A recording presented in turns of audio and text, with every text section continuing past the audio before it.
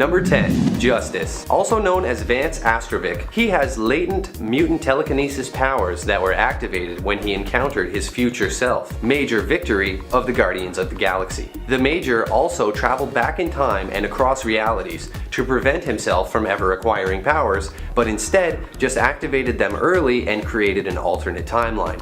Man, talk about being your own worst enemy. He accidentally killed his father and went to prison, and during this time learned to respect the law, even helping the guards during an uprising. When he was released, he had a new outlook on life and named himself Justice, becoming a hero. He has been a member of the New Warriors and later the Avengers, discovering a new way to defeat Ultron and helping them defeat him. His main power is his telekinesis, although he was once a fighter in the UCWF, Unlimited Class Wrestling Federation, where he was known as Manglin' John Mahoney. Hey guys, if you like these videos and you want to see more, be sure to take a second and hit that like button. Number 9. Black Knight. Dane Whitman is actually the third character to bear the Black Knight name, and he first appeared in The Avengers number 47 in 1967. Nephew to the original Black Knight, he inherited a mystical sword that carried a curse and fought to restore honor to the Black Knight name. He uses a winged horse named Aragorn as his mount, and as an Avenger, helped the team take on Kang the Conqueror. An excellent swordsman with magic senses, he has been a member of many other teams, including the Heroes for Hire and the Ultra Force. He had a 4-issue miniseries in 1990 and was the main character of his own series that was cancelled after a short time. If Black Knight is an Avenger that you have heard of, then good news for you,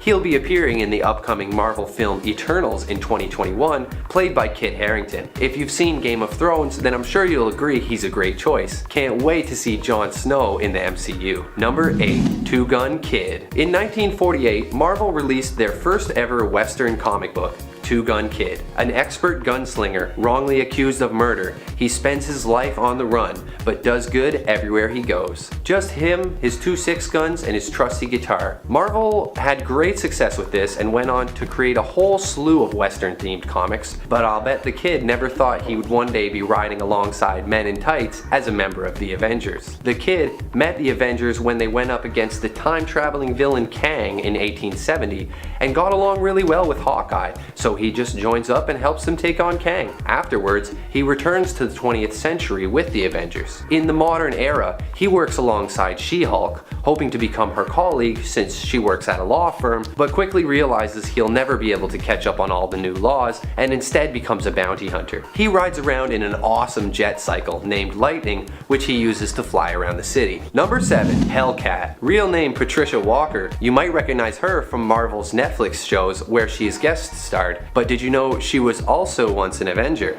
Hellcat joined up with the Avengers in 1976, but actually had her own teen romantic comedy series before this called Miss America Magazine in 1944. Similar to Two Gun Kid, this is a popular character that sort of slowly evolved into a superhero. She appears again in 1977 in The Defenders, where she meets the son of Satan, and the two later become married, a husband and wife occult investigation team. She is a well-trained martial artist and gymnast, with wrist-mounted claws and grappling hooks. Surprisingly, she has appeared in 5 different Marvel video games, including LEGO Avengers. Number 6. Moondragon. Heather Douglas was a young girl driving through the desert with her parents when Thanos' spaceship landed on Earth. Not wanting witnesses, he blew up their car, but Heather was thrown from the vehicle and survived. Her father's corpse is later reanimated to create Drax the Destroyer. Thanos' father, Mentor, found her and took her to his homeworld Titan, where she studied the Titan's ways and unlocked her latent psychic potential. However, she becomes influenced by the Dragon of the Moon, and believing she has successfully resisted its influence, takes on the name Moondragon. She was present when the Avengers confronted Korvac, using her powers to see into his mind while they fought. She later joins the Defenders alongside Valkyrie, and discovers she's still being influenced by the Dragon of the Moon. She manages to resist it for real this time, but as they are separated, she begins to die from mutated spores, and the dragon appears again, offering to save her life if she agrees to be its host. She does agree, and then, as an evil dragon, fights against the Defenders until the 4 of them sacrifice themselves to kill both her and the dragon. Number 5. Doiby Dickles. Now if you're not familiar with the first Green Lantern Alan Scott, then you probably don't know who Charles Doiby Dickles is. But hey, that's okay, that's what I'm here for. Back in the golden age of comics, Alan Scott had Doiby join him on his adventures for pretty close to 8 years after Doiby saved him from a group of gangsters. Although he didn't possess any powers, Doiby is surprisingly badass, as not only was he a skilled fighter, he was an excellent driver and pilot. In his beloved taxi that he named Goitrude, he has driven Green Lantern around at lightning fast speeds, which honestly seems a little bit silly considering that Alan Scott could fly, but I don't know, maybe he got tired sometimes. Dickles has made several cameo appearances since his original run ended, mostly as a comedic relief character in the early 2000s. His most famous modern appearance was when he joined a group of other forgotten Golden Age sidekicks in order to form the hilariously inept group Old Justice. Now I personally would love to see more of him in the future, so DC, get on that. Number 4, Terra. But not that Terra. This Terra is also known as Atlee and is from an underground world known as Strata. Her and her people take it upon themselves to protect the Earth and its ecosystem. Atlee herself was granted geokinetic powers which she uses to do this. Atlee's powers are a genetic duplicate of the original Terra, who is often known for her ties to the Teen Titans, Tara Markov. Atlee herself has teamed up with both Supergirl and Power Girl and has even allied herself with Harley Quinn, thinking she was doing good by helping Harley to steal from the Joker's vault. Which she sort of was. Number 3, Zook. Now I don't know about you guys, but I find it really hard to believe that the stoic and pretty much emotionless Martian Manhunter had this little guy as a sidekick. Hailing from an alternate dimension, Zook is a member of the alien race known as, well, Zooks, and came to Earth alongside a few other evil aliens after a portal was opened. Zook met up with Martian Manhunter while he was trying to apprehend the two evil aliens and instantly took a liking to the hero. And I think the feeling was a bit mutual because when Zook was left stranded on Earth when the dimensional rift back to his home was closed prematurely, John Jones took him under his wing. Zook has a number of abilities thanks to his alien physiology. He can change his body temperature to be extremely hot or extremely cold, he can see through disguises no matter how complex, and can flatten or expand his body as a defense mechanism or to make him fit into tight spaces. Sadly though, he disappeared from the DC continuity after the events of Infinite Crisis. Number 2, Spider-Bite. Spider-Bite is Spider-Man's biggest fan and pint-sized sidekick, who has only appeared in one comic, Friendly Neighborhood Spider-Man issue number 6 from 2019. He helped Spider-Man take on the Sinister 60, though this is later revealed to be a make-pretend adventure for Spider-Bite's benefit. In reality, Spider-Bite is Nathan, a young boy who's fighting cancer and whose one wish was to become Spider-Man's sidekick, which is why Spidey came to join him for this adventure-filled day. At the end of Spidey's visit, Nathan doesn't want Spidey to leave, as he's afraid if he goes to sleep, he may never wake up. Spider-Man agrees to extend his visit and takes Nathan out with him for a bit to swing around New York. Aww. Number 1, Zack. Just Zack. Created solely for the 1980s Teenage Mutant Ninja Turtles cartoon comes Zack, a little boy who appeared for the first time in Season 3 Episode 26 entitled The Fifth Turtle. As the biggest self-proclaimed TMNT fan, Zack was so crazy about the Turtles that he took up arms with a hockey stick, tossed on a green bandana, and attempted to help them in their fight against crime. Now obviously the Turtles wanted absolutely nothing to do with the young crime fighter, at first because, well, they didn't want him to get hurt, but when Zack was able to secretly follow them back to their lairs, they decided that he had what it took to be a part of the team, making him the fifth turtle. Although he's just a pretty average kid, Zack had a knack for solving mysteries and tracking down the bad guys, and across 4 seasons, he helped the Turtles go up against villains like the Rat King, Shredder, and even more. Although, he wasn't the best under interrogation though, since he was the only one not able to withstand the tickling interrogation, which, you know, I kinda understand because I'm pretty ticklish too. Number 10, Uncle Marvel. For those who are new to the DC Captain Marvel world and whose introduction to the character may have been with the first film Shazam, you might not know about the extended members of the Shazam or Marvel family. But don't worry, we're here to make sure no one ever forgets. Uncle Marvel, you'd assume, was Billy Batson's uncle. But no, he actually claimed to be Mary Batson's uncle after discovering her superhero identity as Mary Marvel, but he really wasn't her uncle at all. Dudley H. Dudley was a civilian name, and he was originally the janitor at their school. Still, despite the fact that the Marvel team knew that Dudley was a fraud, or a dud if you will, who made up the story of being Mary's uncle simply so he could join them, they decided he was mostly harmless and enjoyed his company enough to accept him as Uncle Marvel, a portly older man with no powers who attributed his frequent power loss to his ever-flaring Shazambago.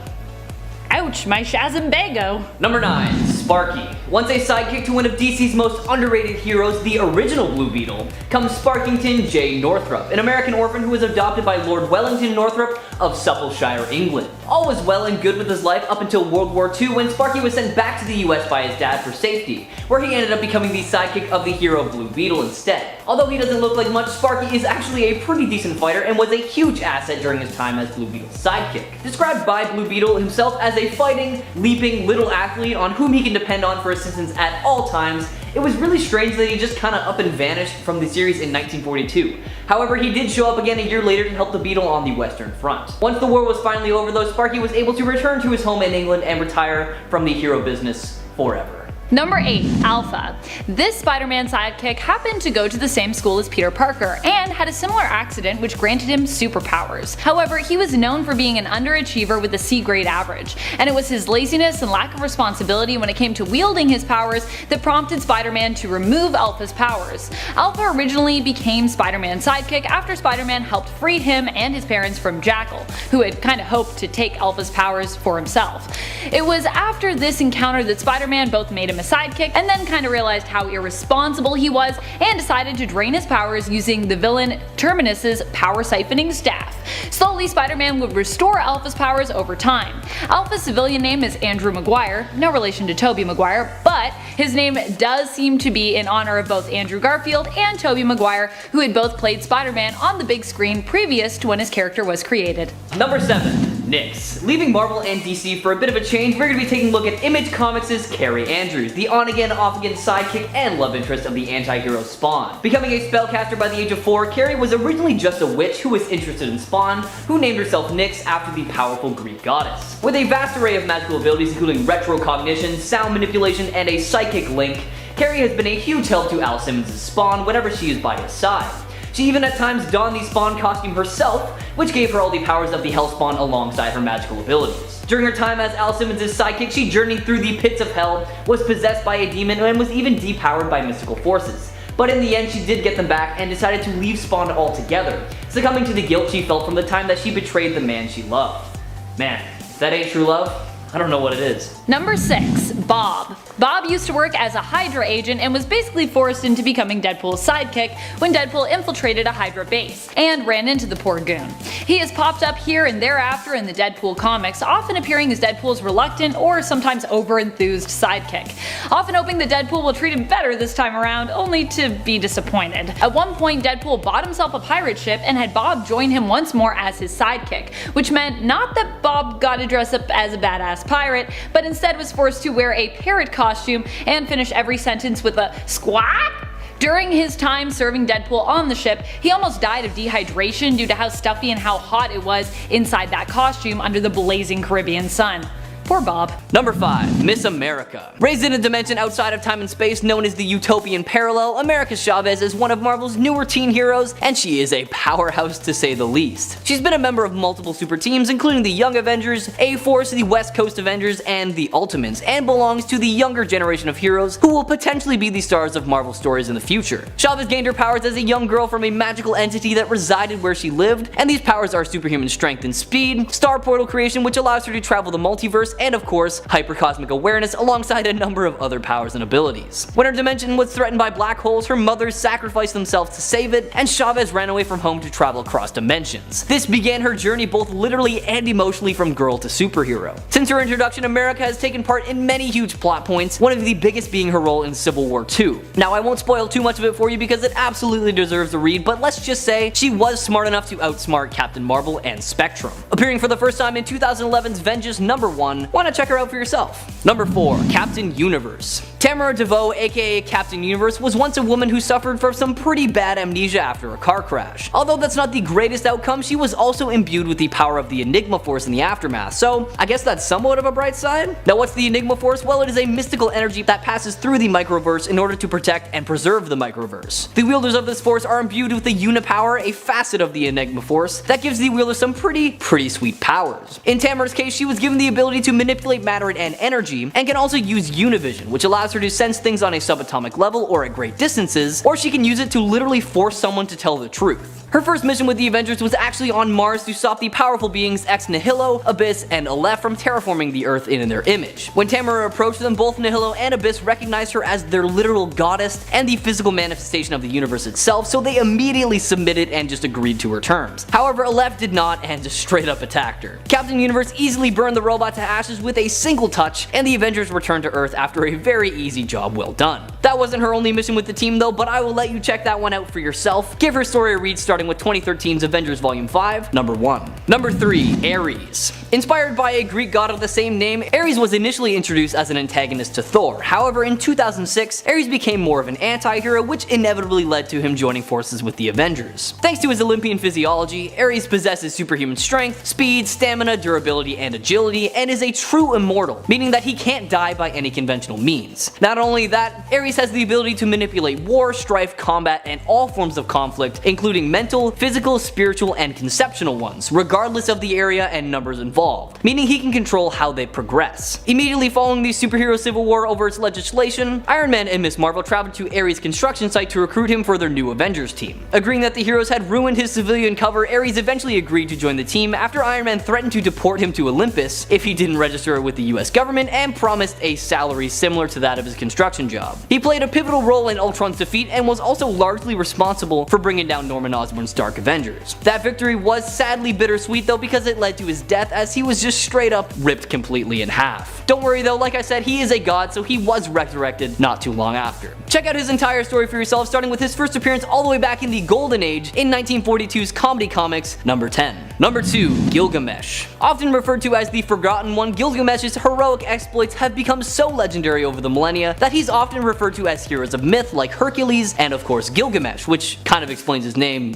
and why he goes by Gilgamesh. He is one of, if not the strongest member of the hidden group of superpowered beings known as the Eternals, an ancient race of genetically altered humans created by the Celestials. Alongside his teammates, he helps shield humanity from the vicious deviants, though Gilgamesh seems to have a very soft spot for protecting the people of Earth. He joined the Avengers in a time where their membership was at an all-time low, and although his time with them was pretty short, he was an absolutely vital member of the team. While all Eternals were born with an inherent set of superhuman abilities including super strength, Gilgamesh's strength far exceeds that of any of his counterparts, making him one of the most physically powerful characters in all of Marvel, with strength comparable to that of Hercules, Thor, and any other godlike being. As a result of countless millennia of training, Gilgamesh is also an extremely skilled hand-to-hand combatant, which coupled with his imperviousness to damage makes him one of Marvel's most dangerous characters. As is the case with most Eternals, Gilgamesh can also emit deadly beams of light, heat, and physical force from his hands and eyes, and can manipulate matter to a limited degree. Give his story a read for yourself, starting with 1977's Eternals, number 13. Number 1, Blue Marvel. Adam Brashear, aka Blue Marvel, was known as a child prodigy from an early age and has PhDs in electrical engineering and theoretical physics. After serving his time in the Korean War, Adam joined and led a project attempting to harness antimatter by creating a negative reactor, but unfortunately there was an unexpected explosion and both he and his partner Connor Sims were exposed to the radiation.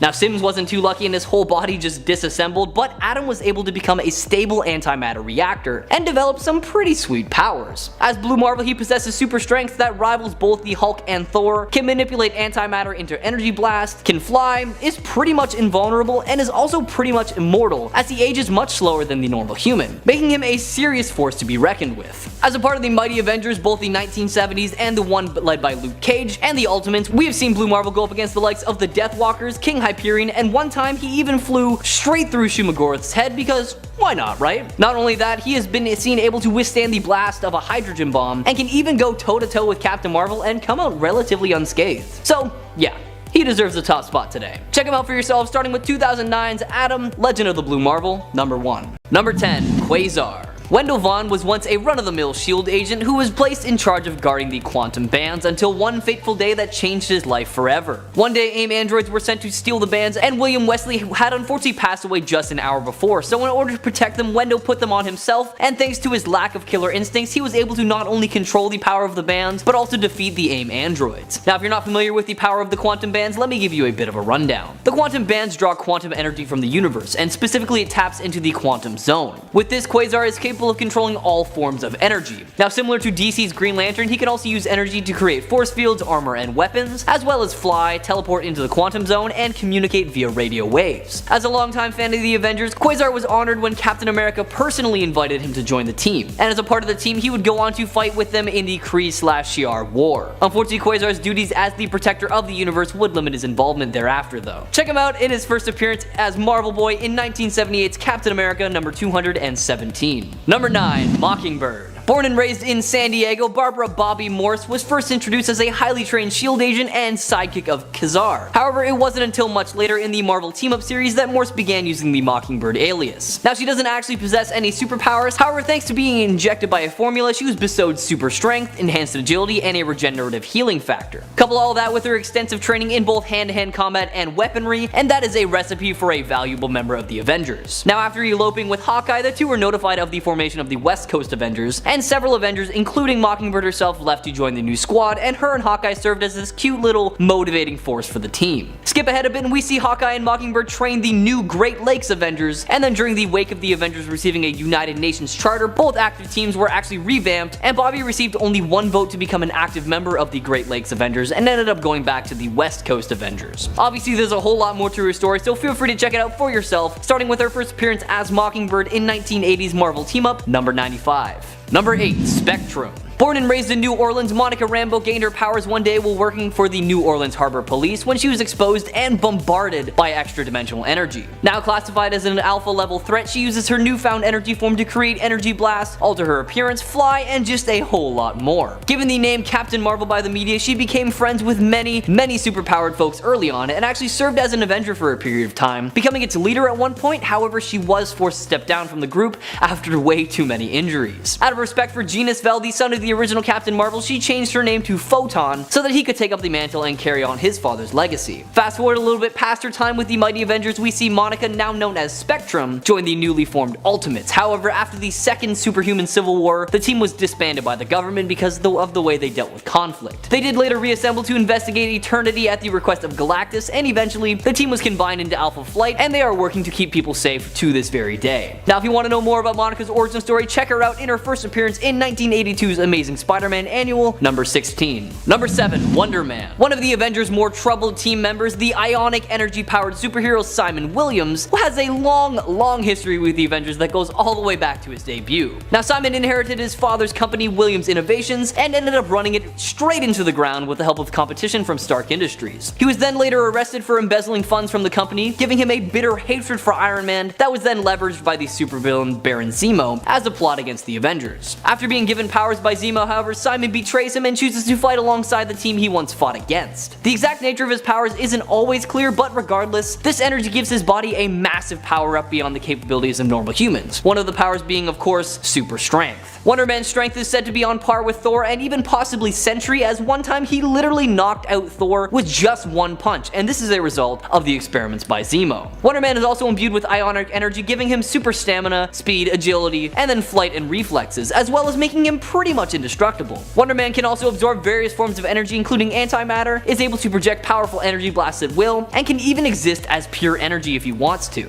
Perhaps the biggest quirk of his abilities, however, is that he doesn't actually require any food, water, or even oxygen to survive, all thanks to his vast reserves of energy. Check him out for yourself in his first appearance in 1964's Avengers number 9. Number 6. Crystal. The first Inhuman to appear on this list today, Crystal is a part of the royal family of Attilan and was subjected to the Terrigen Mist when she was very young, which gave her some pretty cool mental powers. Put simply, she's just basically the Avatar. She has control over the 4 elements, fire, water, earth, and air, which is done through psionic interactions with the substance on an atomic level. However, these 4 elements aren't where her control ends, because she also is capable of electrokinesis, magnetokinesis, thermokinesis, and cryokinesis. During her tenure with the Avengers, taking place during the Operation Galactic Storm, she developed an attraction with teammate Dane Whitman, the Black Knight. This relationship was a bit complicated as Pietro was trying to fix their marriage, and the available and aggressive Cersei pursuing Dane at the time as well. Crystal recommitted to Pietro when he returned to the Avengers, and Dane and Cersei were soon transported to another universe, ending their thoughts of an affair completely. Crystal was among the Avengers who seemingly sacrificed themselves to end the menace called Onslaught. Actually transported to a different reality created by Franklin Richards, Crystal was restored restored when the heroes returned. When the heroes who were believed to be dead returned to Earth, Crystal and Quicksilver were quickly reunited and both helped the Avengers reassemble. Crystal, however, returned to Attilan where she remained beside the royal family, raising Luna. Check out her story for yourself starting with 1965's Fantastic Four, number 45. Number 5. Empath. Manuel de la Rocha made his first appearance in the original New Mutant series, where he was part of Emma Frost's team known as the Hellions. He's recently reappeared in the newest Hellion series from 2020 and proves just how powerful, but also how sadistic he can be. Empath's power is, you guessed it, empathy, and he can use this power to not only sense others' emotions, but also to control them, in effect manipulating others into doing whatever he wishes them to do. His influence can be subtle, such that someone might not even realize they're being manipulated by him, or it can be more forceful, turning his victims into complete husks of their former selves and bending them fully to his will. Number 4.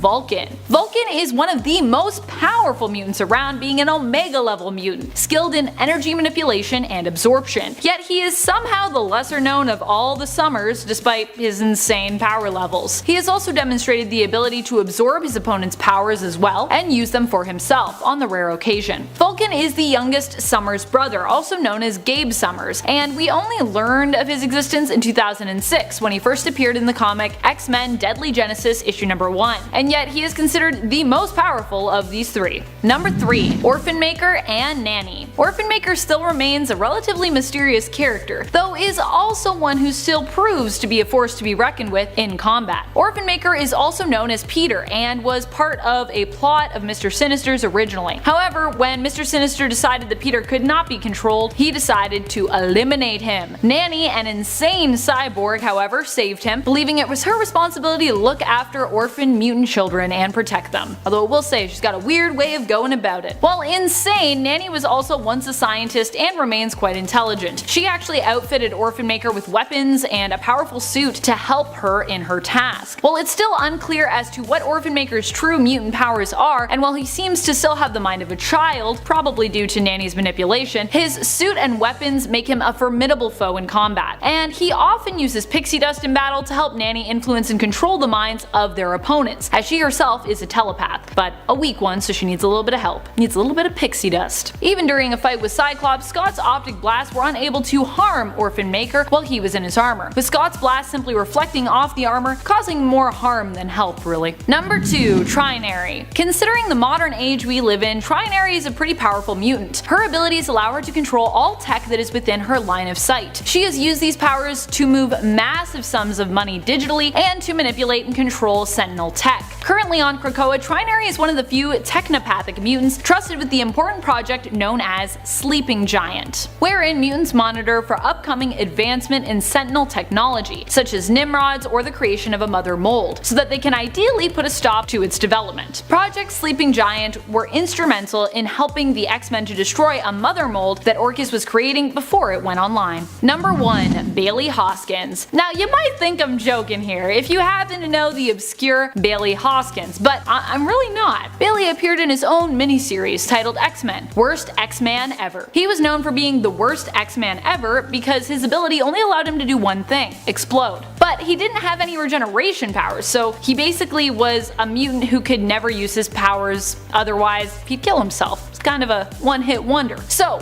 how is that powerful? Well, it's also implied in the series that when he does choose to sacrifice himself and blow up the villain of the story, that he makes it possible for Earth 616 to come into existence. So without him, we wouldn't have the main Marvel continuity that we know and love today, potentially. If saving the entire continuity from becoming a dystopian future isn't powerful, then I don't know what is. Number 10. Prodigy. I feel like a lot of people maybe forgot about Prodigy, as he's been MIA for some time in the comics and was depowered during the events of M-Day. But with the magic of Krakoa and Dawn of X, he was able to return to us, being resurrected and also regaining his powers. 1. Prodigy happens to be a super genius, but this is also because he's a telepath with the ability to basically mimic anyone's skill set and share their knowledge while nearby. This has also been shown in the past to extend to fighting precognition, where he can basically use his abilities to read a person and predict their next move of attack in a battle, which is pretty sweet. He often also builds his own advanced tech, and even when depowered is known to possess a great level of intellect, making him a challenging adversary whether or not he has his mutant abilities. Even as a depowered mutant, you might not want to mess with him. Number 9. Lady Mastermind. Lady Mastermind, aka Reagan Wingard, recently popped back up in the giant-sized Nightcrawler comics and was welcomed into the mutant nation of Krakoa. Some, however, may not know or appreciate her mutant history and background. Just who is Lady Mastermind? Well, she's the daughter of Jason Wingard, aka the original villain known as Mastermind. Her powers take after her father's, allowing her to create realistic illusions projected into her target's minds. While she also has an even lesser known suspected half-sister, Reagan's powers are often depicted as being the more powerful between the two, with it even being said that her abilities are even more stronger than her father's. Additionally, she is also fairly skilled in hand-to-hand combat, a skill set her father actually very much lacked. He was hilarious in a fight. He's like a rag doll.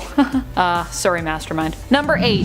Gentle. Gentle is a mutant with the abilities of super strength. I know, very hilarious considering his name. He can grant himself immediate muscle mass that basically allows him to change size and increase his strength when needed. It is yet unknown just how strong Gentle can make himself, and he is also known for being someone who could potentially even take on the Hulk, although he is more of a pacifist, hence his name. Gentle's real name is Nezno Abidemi. I hope I'm saying that right. Nezno Abidemi. I'm sorry if I'm saying it wrong. It's a hard one to say. He was raised in Wakanda, but always felt like an outsider because his father was Russian. When his mutant abilities surfaced, it was actually Aurora Monroe Storm, who was queen at the time in Wakanda, who encouraged him to be sent to the Xavier Institute so he could learn how to better control his powers. His vibranium tattoos are also meant to help him to control those powers. Also, vibranium tattoos are super cool, but I think they're also super painful to get, so maybe don't get them. You can't, because it's not a real substance, but still. Number 7. Egg. Fabio Medina might not seem like a powerful mutant based on his ability, but since his rise to the supremely important mutant group known as the Five on Krakoa, he can be considered one of the most important and powerful mutants around. When he combines his powers with that of the Five, he has control over life and death. Originally, the bouncy gold balls that he shot forth from his chest were believed to be nothing special, but it was later revealed that these balls were actually infertile eggs, which could be used in the process of resurrecting new mutants. Number 6. Tempest. Eva Bell is another member of the Five. She has actually appeared in less issues than Egg, if you can believe it, despite the fact that she has a pretty neat power set, and it's been neat since the beginning, which allows her to time travel. Tempest, as she used to be known, was able to control the passage of time in a specific pocket of space. She could also slow time in a current space that she also inhabited, either slowing time around her or creating time bubbles to manipulate time in that bubble, where she could speed it up or slow it down. The only challenge for her has been losing control of her powers, which can cause them to behave unpredictably. Still, controlling time is a pretty impressive and powerful ability to have. Number 5. Tigra. Greer Nelson was a costumed vigilante named Cat, who was enhanced by a doctor who gave her cat-like powers tied to her costume. She is later mutated into Tigra, a human-tiger hybrid created through a mystical ritual. Her feline physiology grants her a number of superhuman capabilities. In addition to the usual super strength and stuff, she has superhuman senses and a regenerative healing factor. Her teeth and claws are razor sharp and capable of cutting through bone, stone, and even some metals. She wears a cat's head amulet as a talisman for her so she can change back and forth between her feline form. She became a part of the Avengers in issue number 211 and proved herself in battle against the Molecule Man. She eventually moves to San Francisco and becomes friends with Spider-Woman. She also helped out at Avengers Academy after the fall of Norman Osborn. Number 4. Falcon. Also known as Samuel Wilson, Falcon grew up in a tough Harlem neighborhood, and his father was killed trying to stop a fight. His mother later died protecting her children from a mugging, and Sam eventually gets involved with the mob at one point, seeming like he would never become a hero. Red Skull uses the Cosmic Cube to give Sam the ability to telepathically speak with birds, especially a falcon that Wilson names Red Wing. He is sent to take on Captain America, but Cap frees Wilson from Red Skull's control, and as Falcon, he becomes Cap's partner, and the two work together for a long time. Black Panther also helps out Falcon by helping to create his harness that allows him to fly. He joins the Avengers between issue 184 and 194, but finds out that he's just been drafted to fill a quota, and resentful of being a token, he quits as soon as he can. Number 3. Firebird. First appearing in Incredible Hulk number 265 in 1981, Bonita Juarez was walking across the desert of New Mexico when a huge ball of fire crashed down into the sand just 10 feet from where she stood. Bathed in extraterrestrial radiation, she later discovers she received fire-based superpowers. She believed the fireball was a manifestation of the American Indian legend of the Firebird, and so makes herself a costume and decides to become a hero with the name Firebird. She helped out the West Coast Avengers in a battle against Master Pandemonium, and later was recruited onto the Avengers during a spiritual journey during which she was going by the name La Espirita. She discovers that her powers were actually from an alien child's failed experiment and not an act of God, and after a brief crisis of faith, returns to the name Firebird. Her and the Rangers worked alongside Kane in Scarlet Spider Volume 2, helping him to battle against a monster made of pure energy. Number 2. Stingray. Walter Newell was an oceanographer and engineer supervising the construction of an underwater city. He designed a unique suit for deep sea exploration, basing the design on manta rays and taking up the name Stingray. He was ordered to investigate Namor, but believed him to be innocent and later allows him to escape. In Avengers Volume 3, he was one of the many heroes who responded to the rallying call, but chose not to remain an Avenger full-time. He later becomes a fully active member of the Avengers when Kang the Conqueror begins to strike all around the Earth. He helped to enlist the help of the Atlanteans in the fight on the waterfront, and was a great asset thanks to his nautical experience. He ultimately leaves the Avengers, but remains a reserve member and still responds to emergency calls. Number 1. Demolition Man. Similar to Justice, D-Man was also once a wrestler in the Unlimited Class Wrestling Federation. Born Dennis Dunphy, he was raised in Detroit and idolized superheroes as a boy. A college football player, hoping to one day be drafted, he accepts an offer from the power broker, hoping he'll get the power he needs to become a professional football player. Unfortunately, he winds up too powerful to safely compete with normal athletes, so the power broker sets him up as a wrestler. After Captain America takes an interest in the power broker, Dennis allies with him. Later, he joins the Avengers informally. He designed and built his own costume, based on Wolverine and Daredevil suits, and he nearly dies in a plane crash, joins the US Army, and at one point joins Wonder Man's Revengers, dedicated to dismantling the Avengers. He even becomes bonded with a symbiote at one point, and is later turned into a vampire to save his life after he becomes mortally wounded. Coming in at number 10, Simon Baz. First appearing in the New 52 FCDB Special Edition number 1, he's a Lebanese American born in Dearborn, Michigan. After seeing the attacks of the World Trade Center on the news when he was only 10 years old, he and his family faced ostracism because they were Muslim. His sister even got bullied and attacked physically, so Simon would have to intervene. And as years went on, he got an engineering degree, and shortly after that, a job at an automotive plant. After the financial crisis, he was let go and had to resort to stealing cars and reselling the parts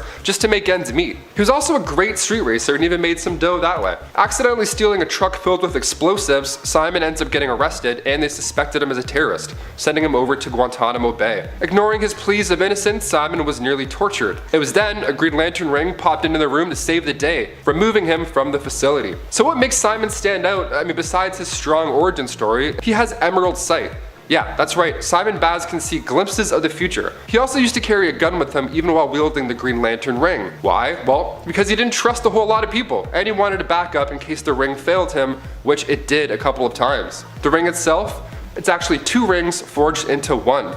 Come again? So when Hal Jordan and Sinestro were imprisoned in the Black Hand's Black Lantern ring, the 2 rings actually fused together, and the ring chose Frank Leminski first. Frank had purposely gotten a job at Arkham Asylum because he knew the ring picked its host based on willpower and overcoming fear. And it worked out for a bit because it ultimately decided that it made a mistake and found none other than, you heard it, Simon Baz. Number 9, Guy Gardner. Making his first appearance in Green Lantern Volume 2, number 59, Guy Gardner was chosen to be the backup for Hal Jordan. The ring says you gotta have courage and willpower, but Is it possible to maintain those characteristics whilst being a bad guy? A bad guy? Got him.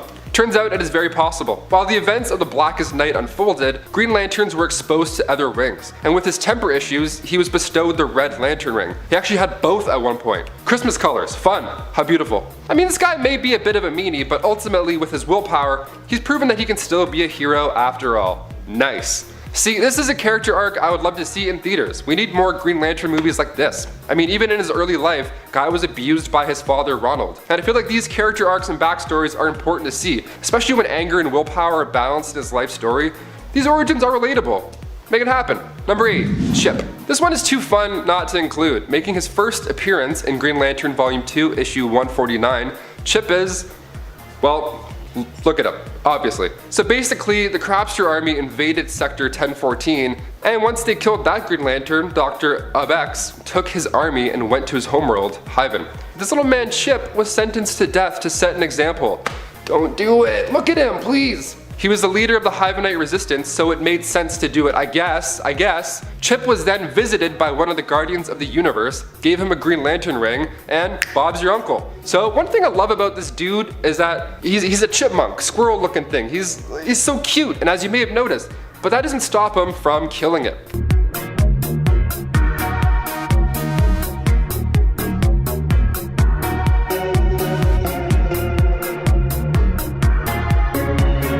Yeah, he just rocked Hal Jordan. I'm a fan of Chip. He even took on the Man of Steel himself in an Injustice Gods Among Us storyline. He attacked Superman by going after his mind. I feel like if you have a movie with this guy, it'll feel similar to how Rocket was portrayed in Guardians of the Galaxy. At first people are like, he's a little fluffy cute thing, and then bam, you get punched in the head like 10 times.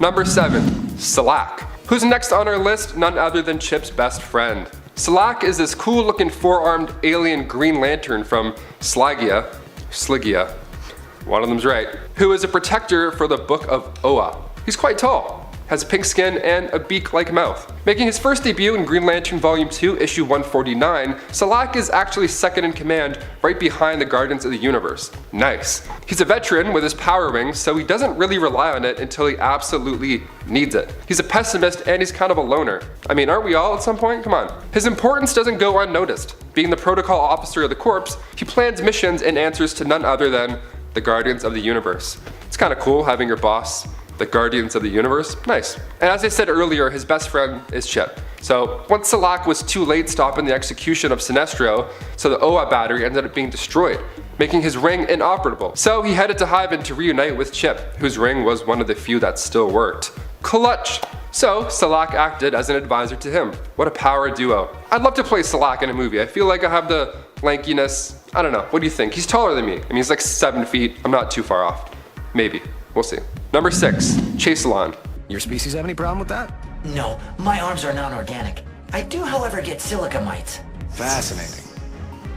Perhaps we could consume refreshment together and speak of our adventures. That's a cool looking thing. Making his first appearance in the Green Lantern Volume 2, Number 9, Chaselon is a being that can use 13 senses rather than our normal 5. The Green Lantern of Sector 1416 has a different appearance than usual, as you may have seen. I mean, look at him. So what exactly is this dude's deal? Well, he's from Barrio 3, which is a world where crystal life forms have dominated. So he's a sentient crystalline sphere, and like I said, can use 13 senses. Unreal. This dude's powers are super underrated, okay? He was given a power ring by the Guardians of the Universe due to his extensive willpower. He's also a member of the Alpha Lantern Corps and the Dark Stars, an intergalactic police force. Number 5, Hanu. Making its first appearance in Green Lantern Volume 3, Issue 49, and also appearing in the 2011 Green Lantern film, Ayo, Hanu is a beast of brute force. He's originally from the planet Ovicron 6. The warriors there think that using a weapon is overrated, it's frowned upon. They say a weapon makes you weak.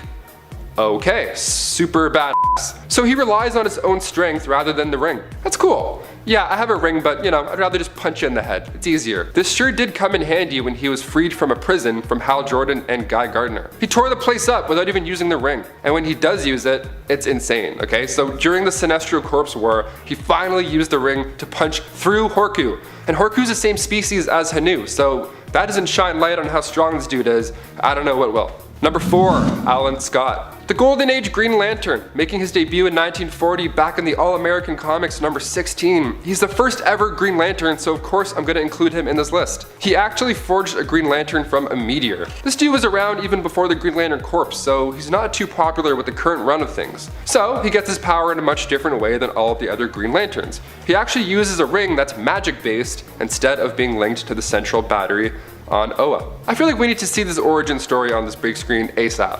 It's too cool to ignore. Number 3, Sodom Yat. Making his first appearance in Tales of the Green Lantern Corps Annual number 2 back in 1986, Sodom Yat is a guy from the Daxamite race who are cousins of the Kryptonians. Pretty sweet. Daxamites have similar powers to Kryptonians, but instead of being vulnerable to kryptonite, they're vulnerable to lead. Just basic lead. So if you're gonna take some notes around Sodom, make sure you hide it or else you might kill him. So this guy's loaded. He's basically a god, but no lead. Kind of like no capes, no lead. He doesn't even really need a ring. He's already so strong from the ion entity has given him an unbelievable strength. He always dreamed of being a space explorer, so once he noticed an alien spaceship crash near Earth, he found Tessog, and after his parents caught wind of the new friend, his parents killed Tessog and brainwashed Sodom to forget the whole thing. After seeing Tessog in a museum, dead, he was reminded of the actions that had taken place, so he reconstructed Tessog's ship and then was bestowed the Green Lantern ring. Nice, you did it, full circle. And he became the ultimate Green Lantern and the last member of the Corps. The prophecy came from none other than, drumroll, number 2, Abin Sur. We all remember arguably the best part of the Green Lantern movie, the beginning. We find Abin Sur after he crash landed on Earth before giving the ring to Hal Jordan. The purple alien is portrayed by none other than Jango Fett himself, Tamara Morrison. But who is this character and why is he so important? Making his debut in Showcase number 22, Abin Sur was a Green Lantern from Sector 2814 and was the Green Lantern right before Hal Jordan, as you saw in the movie. So before that, he actually visited Earth a handful of times. He teamed up with an ancestor of Hal Jordan in the American Old West to fight an alien named Traitor. Solid name, very fitting. So why is he flying a spaceship if he has the ring? Well, he was told by the prophecy that his ring would eventually fail him. So he loaded his spaceship up with weapons for when the frightful day comes. And after being attacked by Sinestro and crash landing on Earth, he chose Hal Jordan to bear the ring as he was closer to his location than Guy Gardner. So close. Hal ended up using the ring to hide the body and his ship underneath a mountain. It's pretty cool. And finally, number 1, Nort. Making his first debut back in 1988 in Justice League International, this cool looking member of the Green Lantern Corps and later on Justice League Antarctica might be my personal favorite.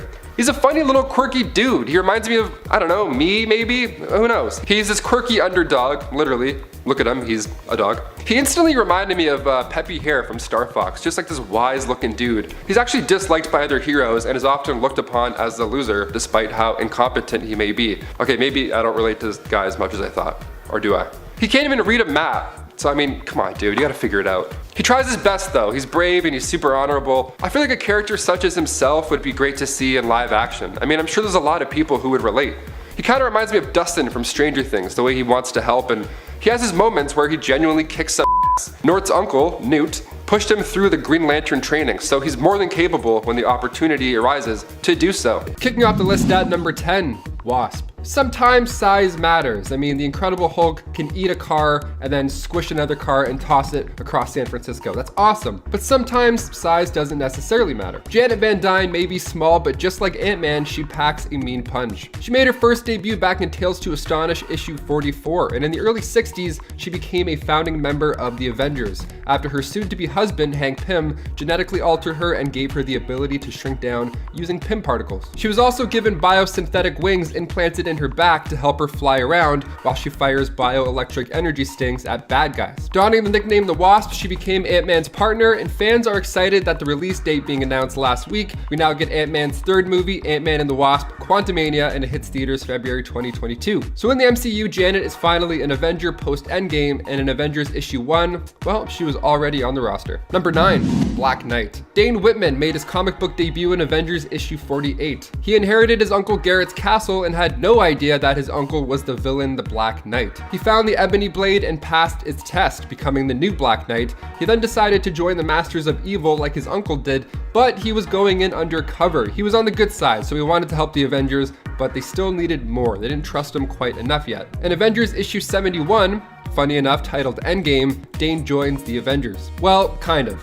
Like I said, they didn't trust him so much until he helped fight Kang the Conqueror. And then they were like, okay, he's cool, come on aboard. He's an excellent swordsmith, so much so that he's beaten the swordsmith in combat. And that sword that he uses as well grants him immunity to magical powers. Plus the dude rides a winged horse, an underrated Avenger for sure. And before we continue on with this list, if you want to go ahead and give this video a thumbs up down below, that would be super helpful. It helps us a lot, especially while we're working from home. You guys are the best. Thank you so much. Now let's bounce right back into this list. Number 8, Avenger X. Cressida made her debut in Avengers Volume 7, Issue 2. When the Avengers got help from the X-Men to track down the Stranger, Professor X helped by using Cerebro to direct them to northern Thailand, where they rescued a local woman named Cressida from the cosmic being. Now she had this ability that could amplify the Avengers. They all got super jacked up, and even Cap said that he felt stronger. He felt like he could take on a full army. He's jumping higher, throwing 10 times harder. It's wild. When Scarlet Witch asked how she did that, she says she doesn't really know, but she feels sorry doing it. But the downside of her powers were kept hush-hush from Wanda. See, in order to empower them, she had to drain the life of everybody else in the village. And in the next issue, she was deemed an Avenger. She was given the tour, the whole thing. Welcome aboard. But meanwhile, while this is going on, at Sunshine Nursing Home, the same thing was happening to those who got the life drained from the village. Powerful team member, but maybe a little bit too dark.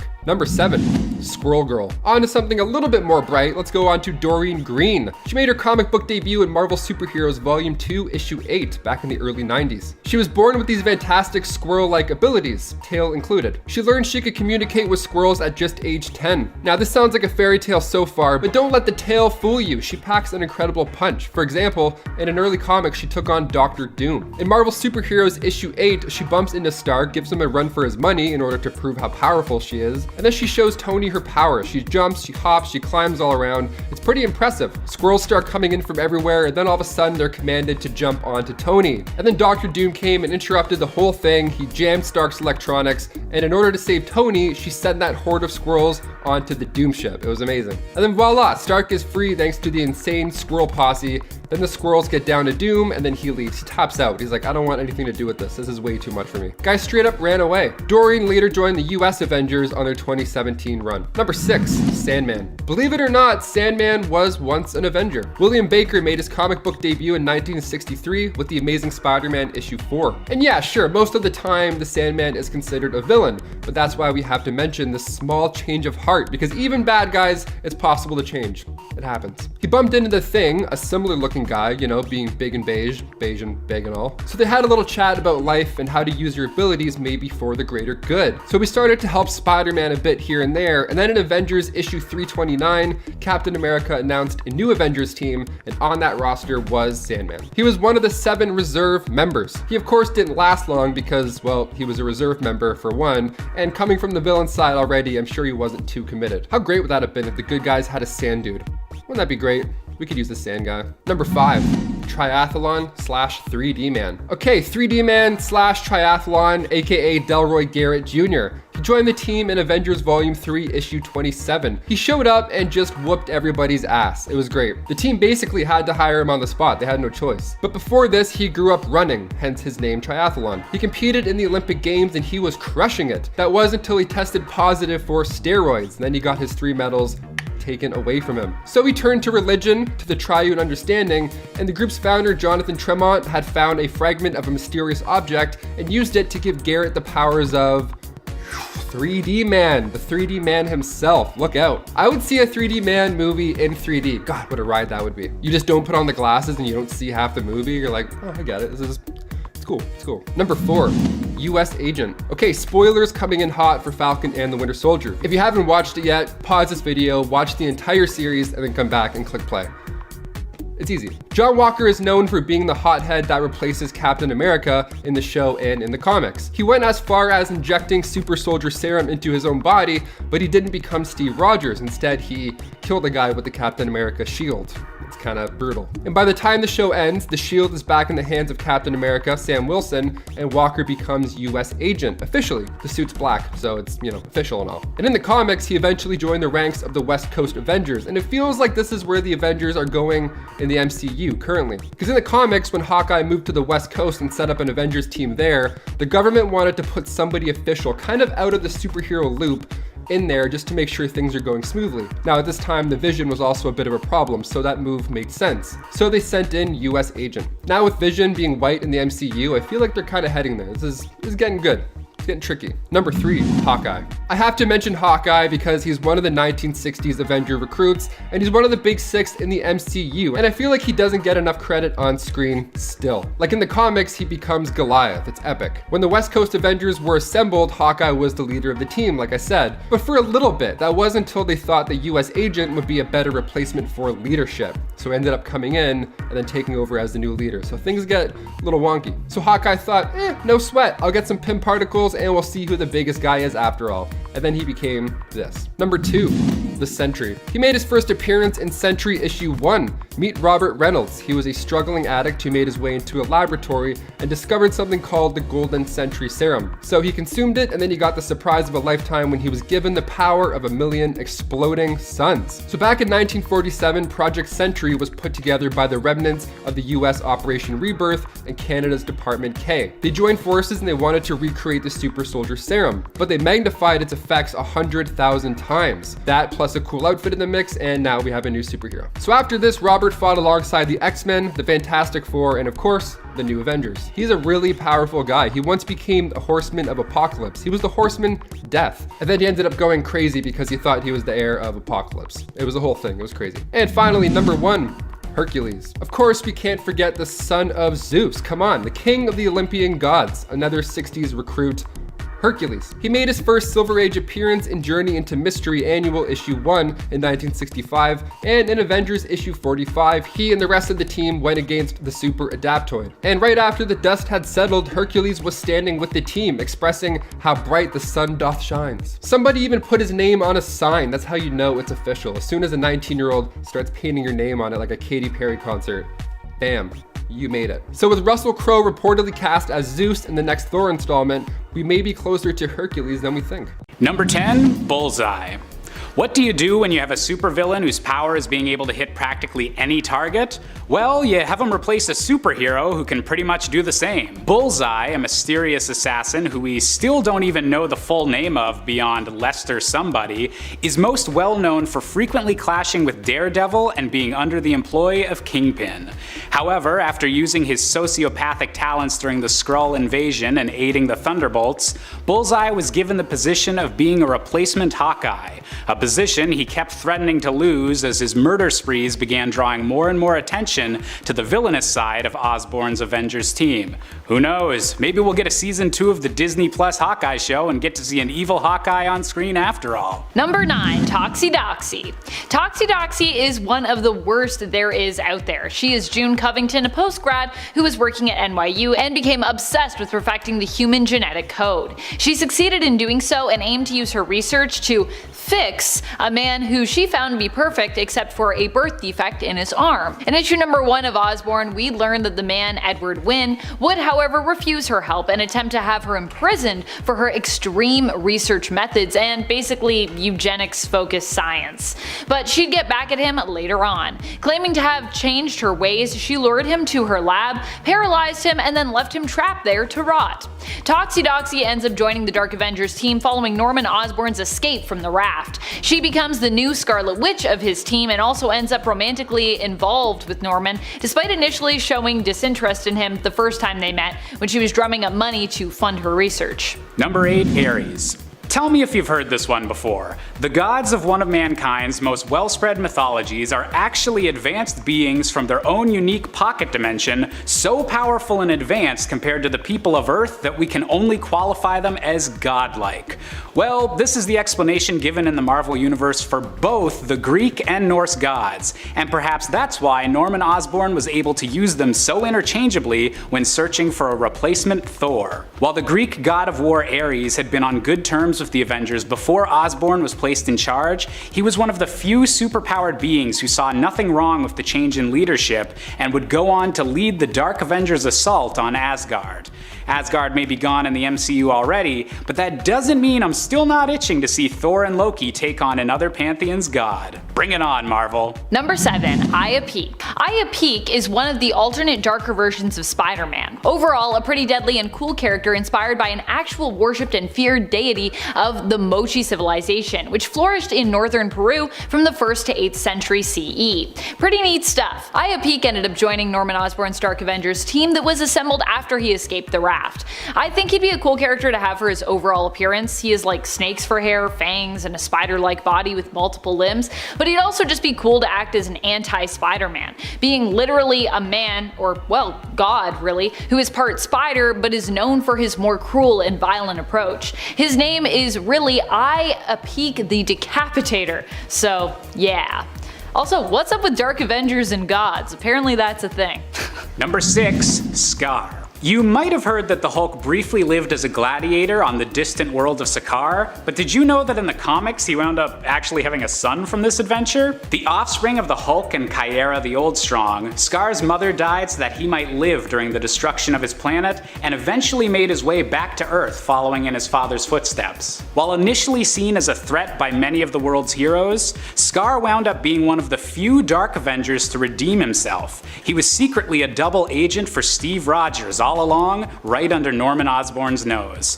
The Hulk's always been one of my favorite characters in the MCU, and seeing him deal with father and son issues would bring a whole lot of drama to everyone's favorite universe, and I personally can't wait. Number 5. Lightning. Living lightning. Here we go. It's hard to imagine that a man made of lightning would ever not get the spotlight, but that's what happens when you share the pages with this team. Lightning, aka Miguel Santos, first came into comics as a villain, actually, but he joined the West Coast Avengers in issue 74. Now, his father cut to way before. His father was part of this group called the Legion of Living Lightning, or LOL, as some would say. And when they tried to gain control of the Hulk, which is a terrible idea, his father was killed in action.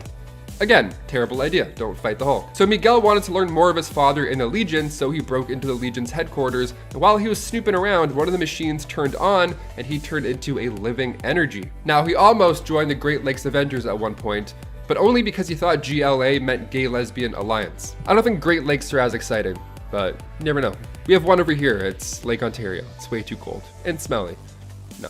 I would much rather Gay Lesbian Alliances. The team had the worst luck when it came to recruits. Let's just say that. Number 4, Stingray. Walter Newell made his comic book debut in Tales to Astonish issue 95. Now, his life began as an oceanographer and an engineer, and once he created a suit built for deep sea exploration, a cool nickname was bound to come afterwards. Stingray, there it is, that's a cool nickname. He was ordered to bring in Namor to investigate the disappearance of water from our oceans. He ended up working with Namor numerous times, Water Bros for life, and then he joined the team as a reserve member in the Avengers issue 319. Funny enough, in the Armor Wars storyline, Iron Man wanted to recover all these suits that had Stark tech in it. So he comes in, knocks out Stingray, and then after attaching the Negator pack, nothing happened. So the suit was indeed not stolen. You know, it's always nice when you knock someone out for no reason. I'd love to see him make an appearance in the Armor Wars Disney show, but I think we need a lot of other stuff first before we even look at Stingray.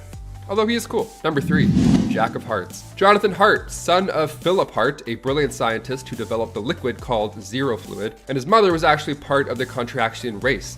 Now, the alien woman was also a scientist sent to discover this energy source to help their dying Contraxian son. Now, the alien lady heard about Philip Hart's experiments, so they met, got married, and then out came Jack. And then later on, when Jack was a teenager, his father had completed the Zero Fluid, but was sadly killed by the agents of a criminal corporation who wanted the fluid for themselves to market it. Classic bad guy stuff. Give us your fluids, let's fight. So when Jack hid in his father's lab, he was covered in said Zero Fluid, and then he started to glow and change and become more powerful, becoming the Jack of Hearts. Energy was just oozing out of his body. He handled his father's killers easily after that. He then joined the Avengers in Volume 3, Issue 43. Number 2, not one, but 2 guns. He's got 2 guns, the 2-gun kid. Let's talk about him.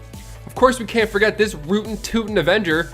Look out, gang, here he comes. Matt Hawk joined the team in Avengers 142. This guy's fun. Now, the cover alone, let's talk about this. The Avengers versus the wild Western heroes of all. Let's go, I'm gonna read this right now. He was a Harvard-educated Boston lawyer who settled in 1870s Tombstone, Texas, after the Civil War.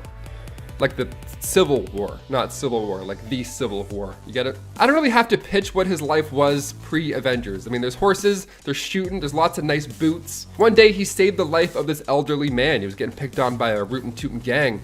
But this man just happened to be legendary gunslinger Ben Dancer. It's Ben Dancer. So Ben is exactly what you'd imagine in your head. I read all of his lines in Sam Elliott's voice because, well, of course I did. Look at him. So he, of course, trained Matt, and then when the Avengers fought Kang back in that era, so once the dust had settled, literally, the dust had settled, the two-gun kid came back to the modern era with the team. And Hawkeye had a pretty good time as well. This is when he started to dig the West Coast life. He wanted to leave the Avengers because being a bow and arrow man made more sense to be out there than Manhattan. I have to agree. And finally, number 1, we can't forget about him, the Forgotten One. Gilgamesh made his first appearance in Eternals issue 13. He was born before the Ice Age, and in 3000 BC, the Eternal became Gilgamesh, king of Uruk in Sumeria. In ancient times, he would wander the earth battling tyrants and taking down beasts. He would fight alongside Hercules, and he even took down the demon dragon Zeus. He fought for the Roman Empire as a centurion, just taking out tribes left and right, and then he joined the Avengers in issue 300. And currently, he works alongside Hercules and the gods of war. Now, I feel like we're gonna see this guy soon in the MCU. I mean, the Eternals movie, Thor, Love and Thunder, bringing in some gods. The Forgotten One, no more, I have a feeling. Number 10, Mantis. A new addition to the Guardians team, Mantis went from being Ego's roommate in Guardians of the Galaxy Volume 2 to becoming an Avenger, even holding Thanos down while the rest of the team tried to take the gauntlet off. Now in the comics, Mantis had to endure quite a bit before becoming an Avenger. She made her first appearance in Avengers issue 112, The Lion God Lives. Mantis was trained as a child by alien priests, section of the Kree, who thought that she was destined to be the celestial Madonna. She was killing it in martial arts, hence the nickname Mantis. Now her real name is Brant, but Mantis sounds much more fun. No offense to all the Brants out there. Those priests enhanced her mind, giving her telepathic abilities, and on her 18th birthday, she was given the gift of a lifetime, when her mind was wiped and she was instead given false memories of her childhood as an orphan in Vietnam, to experience a normal life. Because that's part of the celestial Madonna route. Nothing builds that Madonna power more than some time in Vietnam. Right? And in doing so, Mantis learned to hold it down on her own quite easily. Number 9, Dr. Druid. Anthony Ludgate entered Marvel Comics in Weird Wonder Tales issue 19. He's a bit of a smarty pants, some would say. I mean, he got a degree in psychology from Harvard and then became a psychiatrist. But that wasn't enough for Anthony. He wanted to study the ancient powers of his ancestral druids. So he was studying the occult on his off time. He finally met the Ancient One who passed down a lot of tricks, and Anthony left and became Dr. Druid, assisting monster hunters, including Makari when they went against deviants. So this guy goes back quite far. He's also a little more dramatic than strange, some would say. In Avengers issue 294, he manipulated Captain America's mind so that he would be the replacement chairman. And this was right after Captain Marvel was injured. What a snake. And before we continue on with this list of strongest Avengers you wouldn't expect, part 2, if you want to go ahead and give us a thumbs up, that would be so helpful for our channel. It really helps us out a lot, especially while we're working from home. And if you haven't as well, hit that subscribe button maybe if you feel like it. I don't know, if you feel like it. Let's get back into this list. Number 8, Firestar. Angelica Jones made her comic book debut in Uncanny X-Men 193. She was born with, well, as you would guess by her name, the ability to generate great heat. Cerebro found her, but the Hellfire Club got to her moments before. She was learning a lot under the White Queen's guidance, honestly, unaware of the cruel nature of the club, of course. See, Frost actually gave her the nickname Firestar. So then Firestar joined as a reserve member in Avengers Volume 3, Issue 4. Yeah, so Hawkeye demanded that one of the 2 new members that they're recruiting has to be Firestar. He announced it to the world prematurely. He was that confident. The other members are like, whoa, let's hold on a second here, because that spot that we had open was actually for you, Hawkeye. But they settled on reserve member. That's fine, that's good enough. Now cut to issue 7, the former X-Men member became a full Avengers member. Firestar was also amongst the lucky 198 mutants to have kept their abilities after the Scarlet Witch decimated the mutant population. Number 7, Whizzer. This dude was only an Avenger for 4 years in the comics, but he's funky enough to mention. I feel like we don't talk about Whizzer enough. Robert Frank Sr. made his first appearance in USA Comics 1, and after a run-in with a Cobra, he was bitten and his father had to use mongoose blood to try and save him the old-fashioned way, where he sucks the poison out. Some wives' tale, and it surely worked, but his father had a heart attack during this do-it-yourself transfusion and bit the bullet. Robert, on the other hand, was blessed with super speed after this, and then he became the Whizzer. Great name, great name. He joined the Avengers in issue 173 back in 1978, but he met his fate in Vision in the Scarlet Witch issue 2 in 1982. Number 6, Demolition Man. Dennis Murphy, born in Detroit, Michigan. He looked up to superheroes quite a bit, as do most of us. He was actually great at football, but he wasn't great enough to be recruited professionally. Sad times. But then that's when the power broker comes in to strike up a bargain. Super strength ought to help you with those home games, right, Dennis? Let's do it. Well, what happened was he got so strong that if he did decide to play football with these humans, he would probably break through them. His name is Demolition Man. Nobody would expect this guy to be an Avenger because he wasn't even the best football player. That's like what Peter Parker says. He's like, I couldn't do stuff then, so I can't do stuff now. You know? He joined the Avengers in Captain America issue 349. He helped Battlestar and US Agent free Captain America, and when US Agent and Flag Smasher started to get a little distracted, D-Man himself finished the mission properly. Number 5. Peepers. Peepers is one of those much lesser known mutants who has been around for quite a long time, but due to his unimpressive power set, pops up a lot less in comparison to others. Similar to Eye-Boy, Peepers' powers all kind of have to do pretty much with his sight or his eyes. A physical mutation made his eyes larger than most, so much so that they kind of protrude outward to an extent. He has enhanced eyesight, X-ray vision, and was sometimes even known to be able to fire optic blasts out of his eyes, similar to Cyclops, but not really on the same level as the X-Men team leader. Peepers' legal name is Peter Quinn, and while I haven't seen him pop up yet in the Dawn of X line, and hey, I've been watching for that, he has made a recent appearance in Marvel's Ravencroft series, where he appears to be working as an orderly or a medical assistant at Ravencroft. Pretty random. Number 4.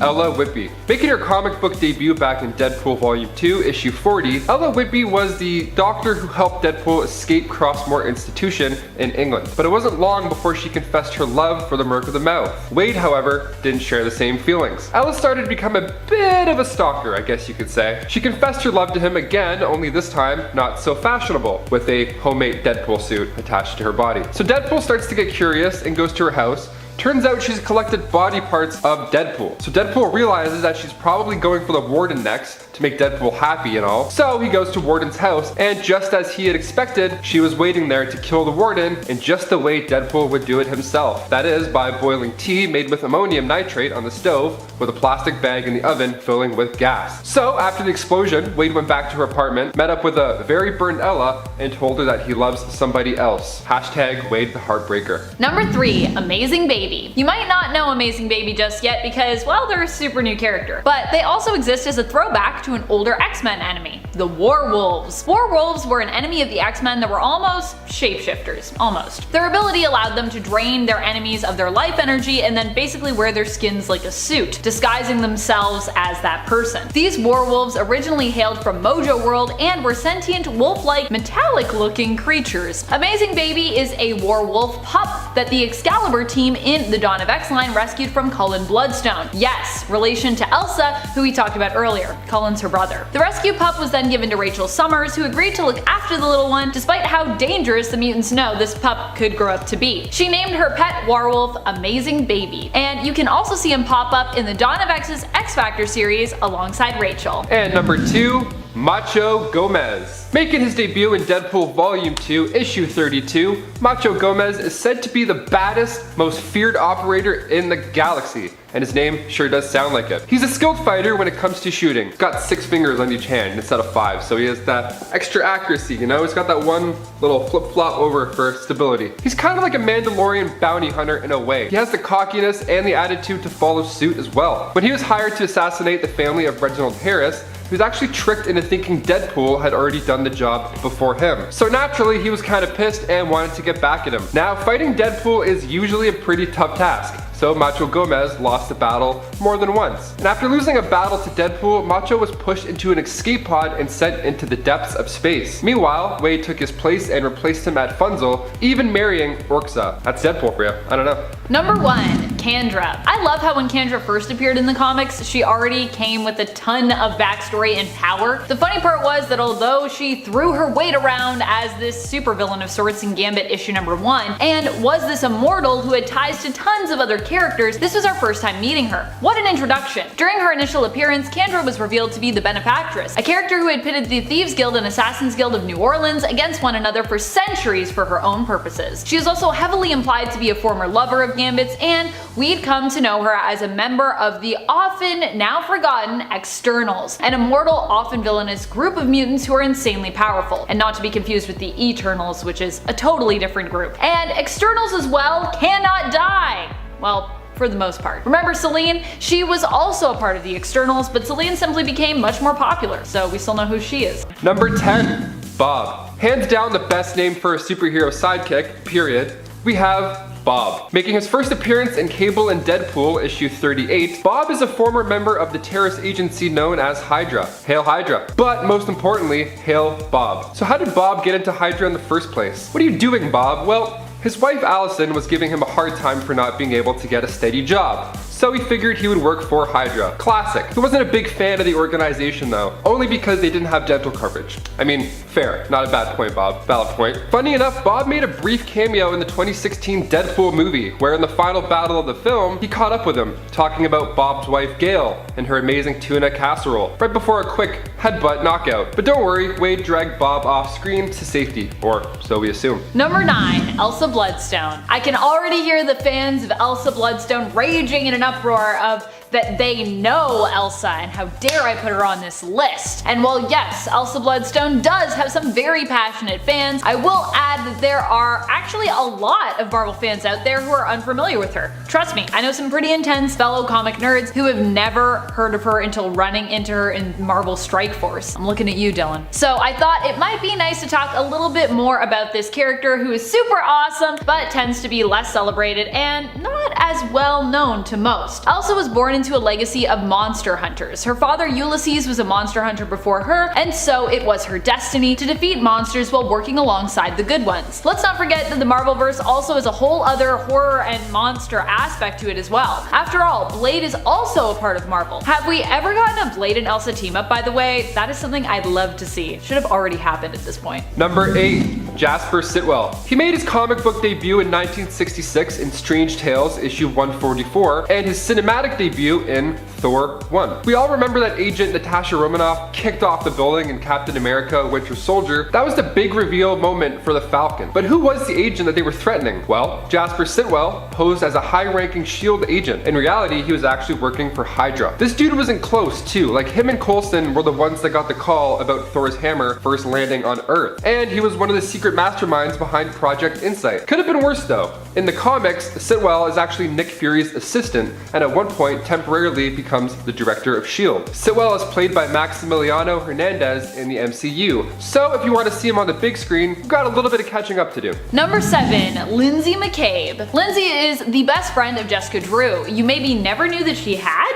Me personally, I thought Jessica's best friend might be Carol Danvers, and maybe now that might be more true, but throughout the later 70s to the mid 90s in the comics, Lindsay McCabe was it. She and Jessica met while living in New York at a group therapy clinic. Jessica liked Lindsay because she was a tough, strong woman who wasn't afraid of Jessica or intimidated by Jessica's strange powers. Eventually, the two moved to San Francisco together when Lindsay got the opportunity to study theater there. Lindsay herself was an actress. Lindsay would eventually learn Jessica was Spider-Woman and would also spend some time working with Jess when she had her private investigation agency. She would also try to help Wolverine in the disguise of Patch, whom she also knew previously, though did not actually recognize. She didn't know it was Wolverine, thought it was Patch. To save her friend Jessica when she was possessed by the Black Blade, aka the Muramasa Blade. Number 6. Space Knights. Okay, these guys are awesome, and I hope we get a Space Knights show soon, or in my lifetime at least. They're fairly new to the game, having first appeared in Guardians of Infinity issue 2, only back in 2016. So a long time ago in the Outer Rim, a substance known as core was discovered. This substance gave a little bit of flair to the Perrin's warriors' weapons. So led by Horn, the warriors saved the planet from slavery. One thing to note about core that's rather important